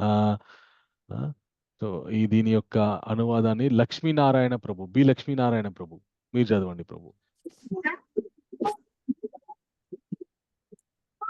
పరబ్రహ్మము మెరిగిన బ్రహ్మ విధులు అగ్నిదేవుని ప్రభావమునందును కాంతి ఎందును పగటి ఎందలి ఏదోని శుభ గడియ ఎందును శుక్లపక్షమునందును లేక సూర్యుడు ఉత్తరమునకు ప్రయాణించు ఉత్తరాయణ పుణ్యకాలమునందలి 6 మాసములందును ఈ జగమును వీడుట ద్వారా ఆ పరబ్రహ్మమును పొందుదురు. సో భగవంతుడు ఏమంటున్నారంటే, మనకి సంవత్సరంలో, మన సనాతన ధర్మంలో సంవత్సరాన్ని మనం 2 విభాగాలుగా విభజిస్తాం అనమాట. ఒకటి ఉత్తరాయణం, ఒకటి దక్షిణాయన పుణ్యకాలం. ఉత్తరాయణ పుణ్యకాలం అని విభజిస్తూ ఉంటాం అనమాట. ఇప్పుడు మనం ఉన్నటువంటి కాలం ఏదైతే ఉందో దీన్ని ఉత్తరాయణ పుణ్యకాలం అంటారనమాట. ఇది ఎప్పటి నుండి మొదలవుతుందంటే, ఎప్పుడైతే మకర సంక్రమణం జరుగుతుందో అప్పటి నుండి ఈ ఉత్తరాయణ పుణ్యకాలం, అంటే అంతకంటే ముందు ఎప్పుడైతే మనకి మన ముక్కోటి ఏకాదశి వస్తుందో ఆ ఏకాదశి నుండి కూడుకొని మళ్ళీ తొలి ఏకాదశి వస్తుంది చూడండి, శయన ఏకాదశి అంటారు. ఆ ఏకాదశి వరకు ఉండే 6 మాసాల కాలాన్ని ఉత్తరాయణ పుణ్యకాలం అంటారనమాట. సో ఆ తర్వాత శయన ఏకాదశి నుండి మళ్ళీ మనకి ఈజీగా అర్థం కావాలంటే, ఎప్పుడైతే దాదాపు జనవరి మాసం నుండి మొదలుకొని జూన్ మాసం వరకు ఏదైతే ముఖ్యమైన కాలం ఉంటుందో ఆ కాలం ఉత్తరాయణ పుణ్యకాలం అంటారనమాట.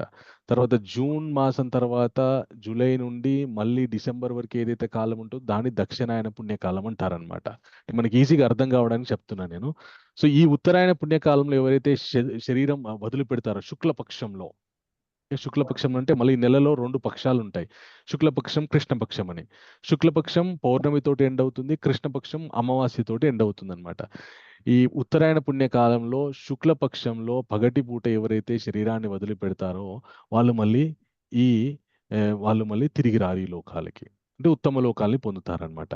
అలా కాకుండా ధూమోరాత్రిస్తథా కృష్ణ శన్మాస దక్షిణాయనం తత్ర చాంద్రమాసం జ్యోతిర్యోగి ప్రాప్య నివర్తతే. దీని యొక్క అర్థాన్ని ఎవరు చదువుతారు, అనువాదాన్ని? హరే కృష్ణ ప్రభుజీ. హరే కృష్ణ మాతాజీ. ఎవరు మాతాజీ? నేను ప్రభుజీ, విజయలక్ష్మి మాతాజీ. మాతాజీ మీరు ఇందాక చదివినట్టున్నారు. విజయ మారేపల్లి మాతాజీ మీరు చదివారా? ప్రభుజీ నేను చదవాలా? నేను చదవాలనా ప్రభుజీ? మీ పేరు మాతాజీ? నిర్మల చిలకపాటి మాతాజీ. నిర్మల. చదవండి మాతాజీ, చదవండి. అనువాదము. ధూమ సమయమునందును రాత్రి అందును కృష్ణపక్షమునందును సూర్యుడు దక్షిణమును ప్రయాణించు దక్షిణాయన సమయమునందును మరణించు యోగి చంద్రలోకమును పొందునను మరలా వెనుకకు తిరిగి వచ్చును. సో ఎవరైతే దక్షిణాయన పుణ్యకాలంలో కృష్ణపక్షంలో ఏదైతే పౌర్ణమి తర్వాత అమావాస్య ముందు వరకు ఉండేటటువంటి కాలం ఏదైతే ఉందో ఆ కాలంలో ఎవరైతే శరీరాన్ని వదిలిపెడతారో వాళ్ళు మళ్ళీ కొంతకాలం ఉత్తమ లోకాల్లోకి వెళ్ళి మళ్ళీ తిరిగి వస్తారనమాట. ఓకే, సో ఇది కాలానుగుణంగా శరీరాన్ని వదిలిపెట్టే వాళ్ళకి జరిగేటటువంటి స్థితి అనమాట. ఓకే, అయితే మనకు అనుమానం రావచ్చు, మనం ఏంటి ముహూర్తం పెట్టుకుంటామా అండి చావుకి అని అనవచ్చు, అని ప్రశ్న రావచ్చు. దాని కృష్ణ ఏమంటాడంటే శుక్ల కృష్ణే గతి హేది జగత శాశ్వతే మతే ఏక్యాయత్యనవృత్తిం అన్యయ ఆవర్తతే పునః. ఒక కాలంలో శరీరం వదిలిపెడితే రారు, ఒక కాలం శరీరం వదిలిపెడితే మళ్ళీ వస్తారని చెప్తారనమాట. కానీ నైతి శృతి పార్థాజనాన్ యోగి ముహ్యతి కశ్చన తస్మా సర్వేషు కాలేషు యోగయుక్తోభవార్జున అని చెప్తున్నారు అనమాట. లక్ష్మీ కుంట్ల మాతాజీ మీరు అనువాదాన్ని చదవండి మాతాజీ. హరే కృష్ణ ప్రభుజీ. హరే కృష్ణ. ఓ అర్జున, భక్తులు ఈ 2 మార్గములు ఎరిగినప్పటికీ ఎన్నడూ మోహమునందరు కనుక నువ్వు భక్తి అందు సదా స్థిరుడవు. ఎవరైతే భక్తియుత సేవలో భగవన్నామ స్మరణ చేస్తూ ఉంటారో వాళ్ళకి ఏ కాలంలో శరీరాన్ని వదిలిపెట్టినా కూడా భయపడరు అనమాట. నాకు భగవంతుడు ఉన్నాడు, భగవంతుడు చూసుకుంటాడు, నా యొక్క మరణ ప్రయాణం అని చెప్పేసి ధీమాతోటి ఉంటారనమాట. ఓకే, సో అది కొద్దిగా ఎవరైతే కామ్యకర్మలను ఆశ్రయిస్తూ ఉంటారో వాళ్ళకి సంభవించేటటువంటి ప్రయాణ స్థితి అన్నమాట. ఓకే, సో అందు గురించినే స్వామి చివరికి ఏం చెప్తారంటే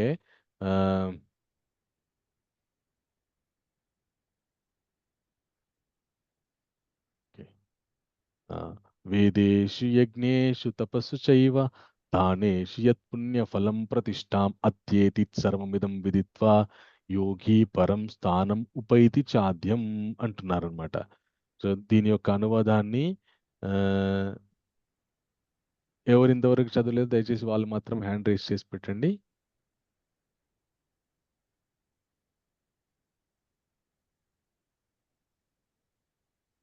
గౌతమి మాతాజీ మీరు చదవండి. హరే కృష్ణ ప్రభుజీ. హరే కృష్ణ మాతాజీ.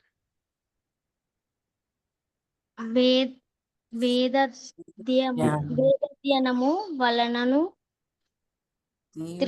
తీవ్ర తపస్సులతో కూడిన యజ్ఞచరణము వలను దానముల వలను భక్తియుక్త సేవ మార్గమును చేపట్టు మానవునికి ఆధ్యాత్మికములు మరియు కామ్యకర్మలు అనుసరించుట వలను కలుగు ఫలితములు లభింపకపోవు. కేవలము భక్తియుక్త సేవ నాచరించుట ద్వారా అతడు వీటన్నింటిని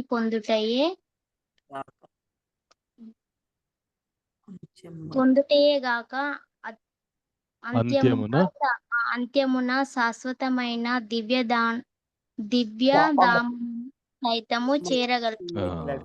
ఎవరైతే వేదాధ్యయనం చేస్తున్నారో, తీవ్రమైనటువంటి తపస్సులు చేస్తున్నారో, యజ్ఞాలు ఆచరిస్తున్నారో, వివిధమైనటువంటి దానాలు చేస్తున్నారో వాళ్ళందరూ కూడా భక్తియుత సేవా మార్గం చేపట్టేటటువంటి వ్యక్తికి కలిగినటువంటి గొప్ప అదృష్టం వాళ్ళందరికీ కలగదని భగవంతుడు చెప్తున్నారు. అంటే అవన్నీ తప్పు చేయకూడదని ఉద్దేశం కాదు, వాటన్నిటికంటే కూడా ఉత్తమమైన ఫలితాన్ని భక్తియుత సేవ చేసేటటువంటి భక్తుడికి దొరుకుతుందని భగవంతుడు చెప్తున్నాడు అనమాట. అంటే భక్తికి ప్రాముఖ్యత ఇస్తున్నాడు అనమాట. భగవద్గీత మొత్తం భగవంతుని యొక్క భక్తికి, తనను నమ్మి జీవితాన్ని గడిపే విధమైనటువంటి విషయాల్ని స్వామి చెప్తారన్నమాట. ఎందుకంటే తాను ఆ బాధ్యత స్వీకరిస్తారు.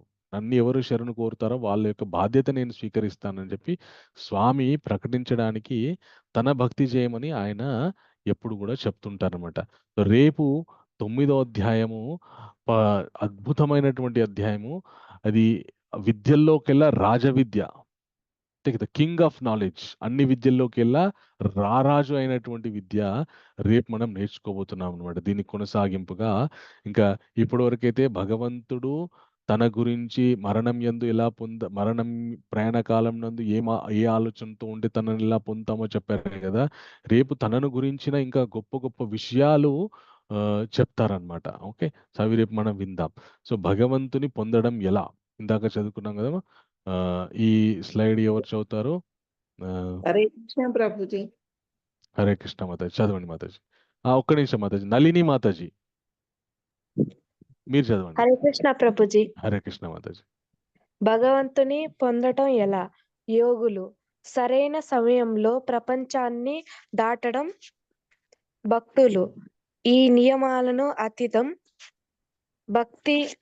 భక్తియుత సేవ అన్నిటి సమ్మేళనమై ఉన్నది. Thank you very much Mataji. Okay, so యోగులు సరైన సమయంలో ఎవరైతే శరీరాన్ని వదిలిపెట్టాలనుకుంటారో మనం తెలుసుకున్నాం కదా. ఉత్తరాయణ దక్షిణాయన కాలంలో శరీరాన్ని వదిలిపెట్టి ఉత్తమ లోకాలకు వెళ్ళడము, అలాగే నియమ నిబంధనలకు భక్తులు కానీ నియమాలకు అతీతము, అలాగే భక్తితో సేవ చేసే వాళ్ళు అన్నిటి యొక్క కలియకతో కూడుకున్నటువంటి గొప్ప అదృష్టాన్ని భక్తియుత సేవ చేసేవాళ్ళు, భగవన్ నామస్మరణ చేసేవాళ్ళు పొందుతారని చెప్పి స్వామి ఈ యొక్క అధ్యాయాన్ని ముగిస్తున్నారనమాట. ఓకే, సో ఈరోజు మనం ఏమేమి చర్చించుకున్నామో, డెడ్ అనే సమీక్ష నామానికి సిహెచ్ దుర్గా మాతాజీ రెండు అంశాలు చదవండి.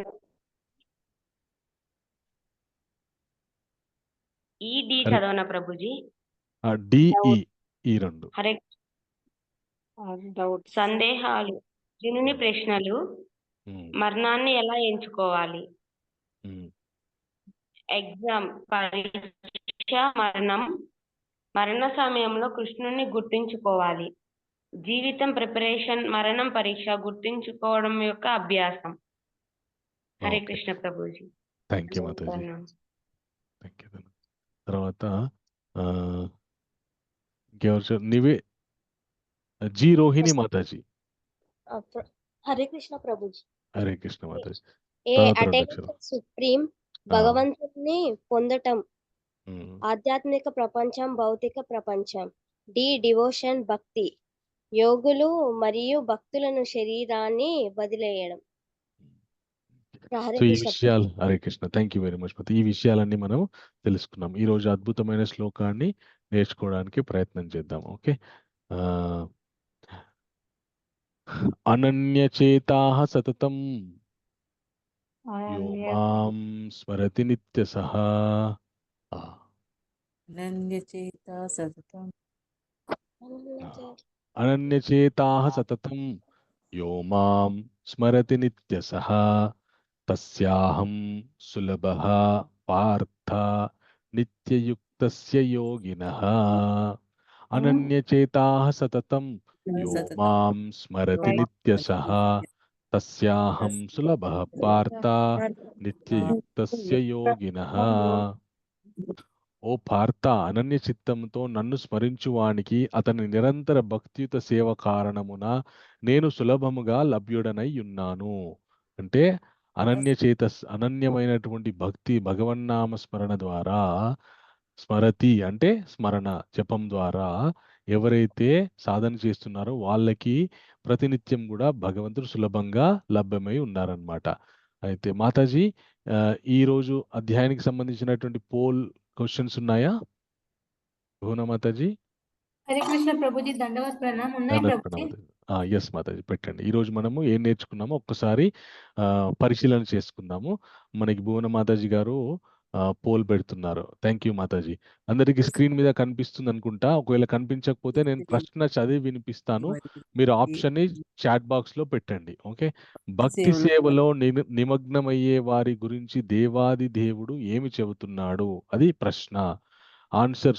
ఆప్షన్స్ ఏంటి అంటే వారు తమ ఆధ్యాత్మిక పురోగతిని కోల్పోతారు. రెండో ఆప్షన్, వారు అధ్యయనాల యొక్క అన్ని ఫలితాలను పొందుతారు మరియు అత్యున్నత శాశ్వత నివాసాన్ని చేరుకుంటారు. ఓకే, చాలా సంతోషం అండి. మూడో ఆప్షన్, వారు తప్పుదారి పట్టరు మరియు గందరగోళానికి గురవుతారు. వారు అదనపు కర్మలు చేయాలి. అద్భుతం అండి. అందరికీ చాలా చాలా చక్కగా ఈ అధ్యాయం అర్థమైందని మీరు ప్రశ్న టిక్ చేస్తుంటేనే అర్థమవుతుంది నాకు. సో అందరూ కూడా దయచేసి థ్యాంక్ యూ వెరీ మచ్ మాతాజీ. బిఎన్ బెటర్ అరుణశ్రీ మాతాజీ. టెక్నికల్ ఇష్యూ ద్వారా మాతాజీకి కనపడట్లేదు కాబట్టి చాట్ బాక్స్ లో బి అని ఆన్సర్ ఇచ్చారు. వెరీ గుడ్ మాతాజీ. ఓకే ప్రభుజీ బి అని పెట్టినాను ప్రభుజీ నేను కూడా. థ్యాంక్ యూ మాతాజీ. కృష్ణకుమారి ప్రభుజీ. థ్యాంక్ యూ మాతాజీ. Very good. ఆన్సర్ బి ప్రభుజీ. ఓకే. నిర్మల చిలకపాటి మాతాజీ కూడా బి అని పెట్టారు. అరుణశ్రీ మాతాజీ కూడా బి అని పెట్టారు. నళిని మాతాజీ, దుర్గా మాతాజీ, విజయలక్ష్మి మాతాజీ కూడా విజయలక్ష్మి మాతాజీ అలాగే జీ రోహిణి మాతాజీ కూడా బిఎన్ పెట్టారు. Okay, very good. Gautam Mataji,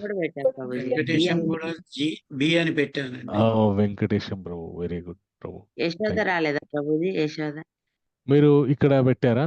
పోల్లో పెట్టారా? ఓకే, వెరీ గుడ్ ప్రభు, very good.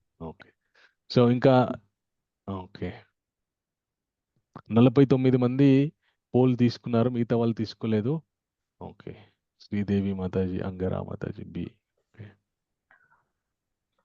Okay okay, answer display చేయండి మాతాజీ. ప్రభుజీ నాకు రాలేదు ప్రభుజీ. అయ్యో, నేను చదివి వినిపించాను కదా మాతాజీ, చాట్ బాక్స్ లో పెట్టాల్సింది కదా. So correct answer. అందరూ కూడా అద్భుతంగా ఆన్సర్ చేశారు. ఒక్కరు కూడా వేరే ఆన్సర్ పెట్టలేదు, అందరూ బి అని పెట్టారు. B correct answer. అదే మనకి భగవంతుడు చివరికి చెప్తారు కదా, వారు వేదాధ్యయనాల యొక్క అన్ని ఫలితాలను పొందుతారు. ఎవరు? భక్తియుత సేవ చేసే వాళ్ళు, ఎవరైతే భక్తి సేవలో నిమగ్నమై ఉంటారో వాళ్ళు సమస్త శాస్త్ర వేదాధ్యయనాలు చేస్తే వచ్చే ఫలితాన్ని మొత్తం వాళ్ళు సులభంగా పొందేస్తారు అని చెప్పి స్వామి చెప్తున్నారు అనమాట. ఓకే, సెకండ్ క్వశ్చన్ పెట్టండి మాతాజీ.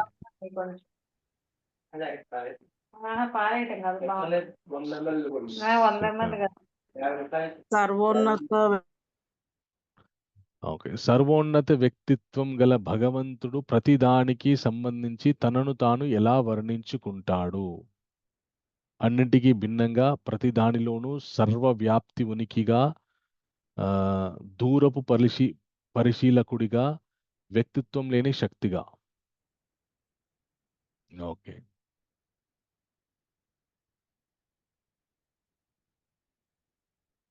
ఎవరికైతే డిస్ప్లే కనపడట్లేదో ప్రశ్న నేను మళ్ళీ ఒకసారి చదువుతాను. సర్వోన్నత వ్యక్తిత్వం గల భగవంతుడు ప్రతి దానికి సంబంధించి తనను తాను ఎలా వర్ణించుకుంటాడు? అన్నింటికీ భిన్నంగా మొదటి ఆప్షన్. రెండో ఆప్షన్ ప్రతి దానిలోనూ సర్వవ్యాప్త ఉనికిగా. మూడో ఆప్షన్ దూరపు పరిశీలకుడిగా. నాలుగో ఆప్షన్ వ్యక్తిత్వం లేని శక్తిగా. ఇవి సెకండ్ ప్రభుజీ, సెకండ్. వెరీ గుడ్ మాతాజీ. చాట్ ప్రభుజీ బాక్స్ లో బి పెట్టండి. అని పెట్టినాం ప్రభుజీ. మాకు చాట్ బాక్స్ కనిపిస్తలేదు, రాలే మా ప్రభుజీ. అయ్యో, మీ స్క్రీన్ మీదే ఉంటది మాత, చాట్ అని ఉంటది, దాన్ని క్లిక్ రాలేదు చేయండి. ప్రభుజీ, రాలేదు. అయ్యో, వస్తుంది మాతాజీ, రాకుండా ఎలా ఉంటది? ప్రభుజీ నేను అని పెట్టానండి. చాట్ లో పెడుతున్నాను వెంకటేశం ప్రభుజీ. ఎస్ మాతాజీ, చూస్తున్నాను. Thank you very much. Sir okay. పెట్టాను ప్రభుజీ. కిన్నెర విజయలక్ష్మి. Thank you Mataji. నిన్న వచ్చింది ప్రభుజీ, ఈ రోజు రావడం లేదు. మేబీ పర్వాలేదు మాతాజీ, ప్రశ్న అయితే విన్నారు కదా మీరు. ఆ క్వశ్చన్ విని చెప్పిన. వెరీ గుడ్ మాతాజీ, చాలు. కనిపిస్తే పెట్టండి, లేదంటే ప్రశ్న విని మీరు చెప్పినా కూడా సరిపోతుంది. చాట్ బాక్స్ లో పెట్టాను ప్రభుజీ with question and answer options. Okay. అంటే కొందరికి టెక్నికల్ ఇష్యూ. ప్రభుజీ మేము బి పెట్టాం. థ్యాంక్ యూ మాతాజీ, థ్యాంక్ యూ. ఓకే మాతాజీ, ఆన్సర్ డిస్ప్లే చేయండి. Correct answer. ప్రతి దానిలోనూ సర్వవ్యాప్త ఉనికిగా తనని తాను భగవంతుడు ప్రకటించుకుంటాడనమాట. భగవంతుడు అన్నిట్లోనూ అనోరణీయాం స్మామనుస్మృత్య, ప్రతి అణువులోనూ భగవంతుడు ఉంటారనమాట. భగవంతుని యొక్క శక్తి ఉంటుందన్నమాట. సో అలాగా వ్యాప్తిగా ఆయన ఉనికి ఉంటుంది. తర్వాత థర్డ్ క్వశ్చన్ ఉందా Mataji? Prabhuji yes. Thank you Mataji. Third question, మరణ సమయంలో పరమాత్మను స్మరించే వారికి ఏం జరుగుతోంది? ప్రశ్న మళ్ళీ ఒకసారి చదువుతాను నేను. మరణ సమయంలో పరమాత్మను స్మరించే వారికి ఏం జరుగుతుంది? మొదటి ఆప్షన్, వారు వెంటనే పునర్జన్మ పొందుతారు. రెండవ ఆప్షన్, వారు పరమాత్మను పొందుతారు. వారు తీర్పుని ఎదుర్కొంటారు. వాళ్ళు అన్నీ మరిచిపోతారు.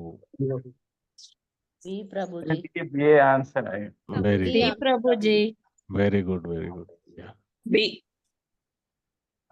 ప్రభుజీ, బి పెట్టినాను ప్రభుజీ. ప్రభుజీ. Thank you Venkatesham bro.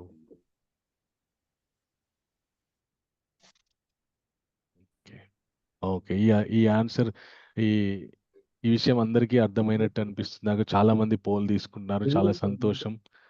Very good, very good. Prabhuji first question ఒకసారి చెప్పరా నాకు, నేను వినలేదు. శ్రావణి అని. హరే కృష్ణ ప్రభుజీ. ఫస్ట్ క్వశ్చన్ మళ్ళీ మనం వాట్సాప్ లో పెడతాం, పెట్టడానికి ప్రయత్నం చేస్తాం. First question okay. ఇప్పుడు లాస్ట్ దీనికి ఆన్సర్ చేయండి. Okay okay. Correct answer B, వారు పరమాత్మను పొందుతారు. Very good. అందరూ చాలా చక్కగా సమాధానం ఇచ్చారు. భగవంతుని దయ వల్ల మనందరికి కూడా చక్కగా ఈ అధ్యాయం అర్థమైంది. చాలా చాలా సంతోషం. రేపు కూడా భగవంతుడు రారాజు, విద్యలలోకెల్లా రారాజు అయినటువంటి విద్యని నేర్పించబోతున్నారు. అది కూడా మనం నేర్చుకోవడానికి రేపు మళ్ళీ 8 గంటలకి సమావేశం అవుదాము. Okay, Hare Krishna. Thank you అండి. ఎవరికైనా ఈ అధ్యాయానికి సంబంధించిన ఏమైనా ప్రశ్నలు ఉంటే అడగవచ్చును. హరే కృష్ణ ప్రభుజీ, ధన్యవాద ప్రణామం. హరే కృష్ణ, దండవత్ ప్రణామం. Hare Krishna Prabhuji. Hare Krishna. Thank you so much Prabhuji. Hare Krishna, ధన్యవాద ప్రణామం. హరే కృష్ణ ప్రభుజీ. హరే కృష్ణ, హరే కృష్ణ ప్రభుజీ. హరే కృష్ణ. సో ఎవరికి లేవా? హరే కృష్ణ ప్రభుజీ. నాకు ఒక చిన్న డౌట్, అంటే అధ్యాయం సంబంధించింది కాదు. మీ పేరు మాతాజీ? నిర్మల. చెప్పండి మాతాజీ, నిర్మల అది మాతాజీ. జపం అడిగాను కదా, ఆ, అది దానికి ఒక టైం అంటూ ఉంటుందా? ఏ టైంలోనా చేయొచ్చా? ఆ, చక్కటి ప్రశ్న మాతాజీ. భగవన్నామస్మరణకి ఖచ్చితంగా ఒక సమయం ఉంటుంది, కానీ మనకి వీలైతే ఆ సమయంకి చేయొచ్చు, లేదంటే ఏ సమయంలో చేసినా కూడా తప్పేం లేదు. కానీ సమయాన్ని అనుసరించి కనుక చేస్తే ఫలితము వివిధంగా ఉంటుంది. ఉదాహరణకి అతి ఉత్తమమైనటువంటి సమయము బ్రాహ్మీ ముహూర్తం. తెల్లవారుజామున 4:30కి మొదలుపెట్టి మీరు 6:30, 8 వరకు ఉంటుంది. అంటే సూర్యోదయం అయ్యే కంటే 1 గంట 45 నిమిషాల ముందు వరకు ఉంటుంది. 8 గంటల వరకు మనకి బ్రాహ్మీ ముహూర్తం ఉంటుంది అంటారనమాట. అంటే తెల్లవారుజామున 4 గంటలకలా మొదలయ్యి ఆ సమయంలో అది చక్కటి సాత్వికమైనటువంటి కాలం. ఆ లోపల జపం ముగించుకుంటే ఉత్తమం. ఓకే, ఆ తర్వాత ఇంకా మెల్లమెల్లగా ఇంకా మనకు వీలు కాలేదు అందరికీ ఆ సమయానికి లేచి జపం చేయడం వీలవుతుంది, వీలవ్వదు. వీలవ్వని పక్షంలో చేయకూడదని కాదు, ఎప్పుడు చేసినా కూడా పర్వాలేదు, ఏ కాలంలో జపం చేసినా కూడా పర్వాలేదు. దానికి ముఖ్యంగా ఈ హరికృష్ణ నామం అన్ని సమయాల్లో చేయవచ్చు, దానికి తప్పేమీ లేదు. కానీ పొద్దున చేస్తే శ్రేష్టం, తర్వాత చేస్తే నష్టం కాదు, కానీ లాభమే. మొత్తానికి చేయకుండా ఉండడం కంటే కూడా చేయడం ద్వారా మనం ఎప్పుడో ఒకప్పుడు ఆ సాత్వికమైన కాలంలో చేసేటటువంటి వాతావరణం మనకి కలిగించేట్లు భగవంతుడు చూసుకుంటాడు. కాబట్టి చేయడం ముఖ్యం. మనం ఎప్పుడైతే ఫస్ట్ ప్రాథమిక దశలో ఉన్నామో అప్పుడు చేయడం ముఖ్యం. కాబట్టి మీకు వీలైనప్పుడు చేస్తూ ఉండండి. ఓకే, ఓకే ప్రభు. నేను అది ఒక మెడిటేషన్ లో జాయిన్ అయ్యింటిని ప్రభుజీ, కానీ చాలా డిఫికల్ట్ ఉంది అది మేనేజ్ చేయడం. కష్టం. అది అదే హృదయంలో భగవంతుని చూడాలా అంటారు, కానీ ఆ మైండ్ అంతా బయటనే ఉంటది, హృదయం లోపలికే వెళ్ళదు. అందుకే జపం ద్వారా సులభంగా భగవన్ నామస్మరణ వింటూ చేస్తూ ఉంటే చాలా దగ్గరగా అనిపిస్తుంది అనమాట. భగవంతుడు మనతోటే ఉన్నటువంటి అనుభూతి కలుగుతుంది మనకి. Okay Prabhuji, thank you. Welcome Mataji. Sridevi Angara Mataji, మీ ప్రశ్న ఏంటి? హరే కృష్ణ ప్రభుజీ, ధన్యవాదాలు. హరే కృష్ణ ప్రభుజీ, ఇది నాకు పొద్దున్న మార్నింగ్ 4:30కి మంగళహారతి చేస్తాం కదా ప్రభుజీ, అక్కడ నాకు గ్యాప్ వచ్చేస్తుంది. అంటే ఈ జపం చేసుకోవడము అది అయ్యాక కంప్లీట్ 5 లోపలే మంగళహారతి అవన్నీ కంప్లీట్ ఏం చేసుకుంటాను. పర్వాలేదు, ఏం అదే పర్వాలేదు. ఎందుకంటే నాకు అక్కడ జపం ఇక్కడ ఫస్ట్ చేసేయాలా, అక్కడ మంగళహారతి చేసుకోవాలా, ఈ కన్ఫ్యూజన్ చాలా రోజుల నుంచి ఉంది ప్రభు. మంగళహారతి అయితే చేసేసుకుంటున్నాను పొద్దున 4:30కి. ఏం సో అది పర్వాలేదు అయ్యాక మాతాజీ, చేసుకోవచ్చు కదా. చేసుకోవచ్చు మాతాజీ. ఓకే థ్యాంక్ యూ ప్రభు. అదే వెల్కమ్ దానికి మాతాజీ. హరే అడగడానికి. కృష్ణ, వెల్కమ్. హరే కృష్ణ. సో ఇంకెవరికైనా ప్రశ్నలు ఉన్నాయా? ఓకే, హరే కృష్ణ, చాలా సంతోషం. సో రేపు మనం మళ్ళీ ప్రభుజీ. హరే కృష్ణ 8 గంటలకి హరే మళ్ళీ కృష్ణ మనము ప్రభుజీ. కలుసుకుందాం నవమోధ్యాయాన్ని చర్చించుకోవడానికి. ఓకే, హరే హరే కృష్ణ కృష్ణ, ప్రభుజీ. హరే హరే కృష్ణ, కృష్ణ ప్రభుజీ. హరే కృష్ణ. దండవత్ ప్రణామం. హరే ప్రణామాలు ప్రభుజీ. హరే కృష్ణ, చాలా హరే బాగుంది. కృష్ణ, హరే కృష్ణ, హరే కృష్ణ ప్రభుజీ. హరే కృష్ణ. వంచాకల్పతరుభ్యశ్చ కృపా సింధుభ్యో పతితానాం పావనేభ్యో వైష్ణవేభ్యో నమో నమః. వైష్ణవేభ్యో నమో నమః. హరే కృష్ణ.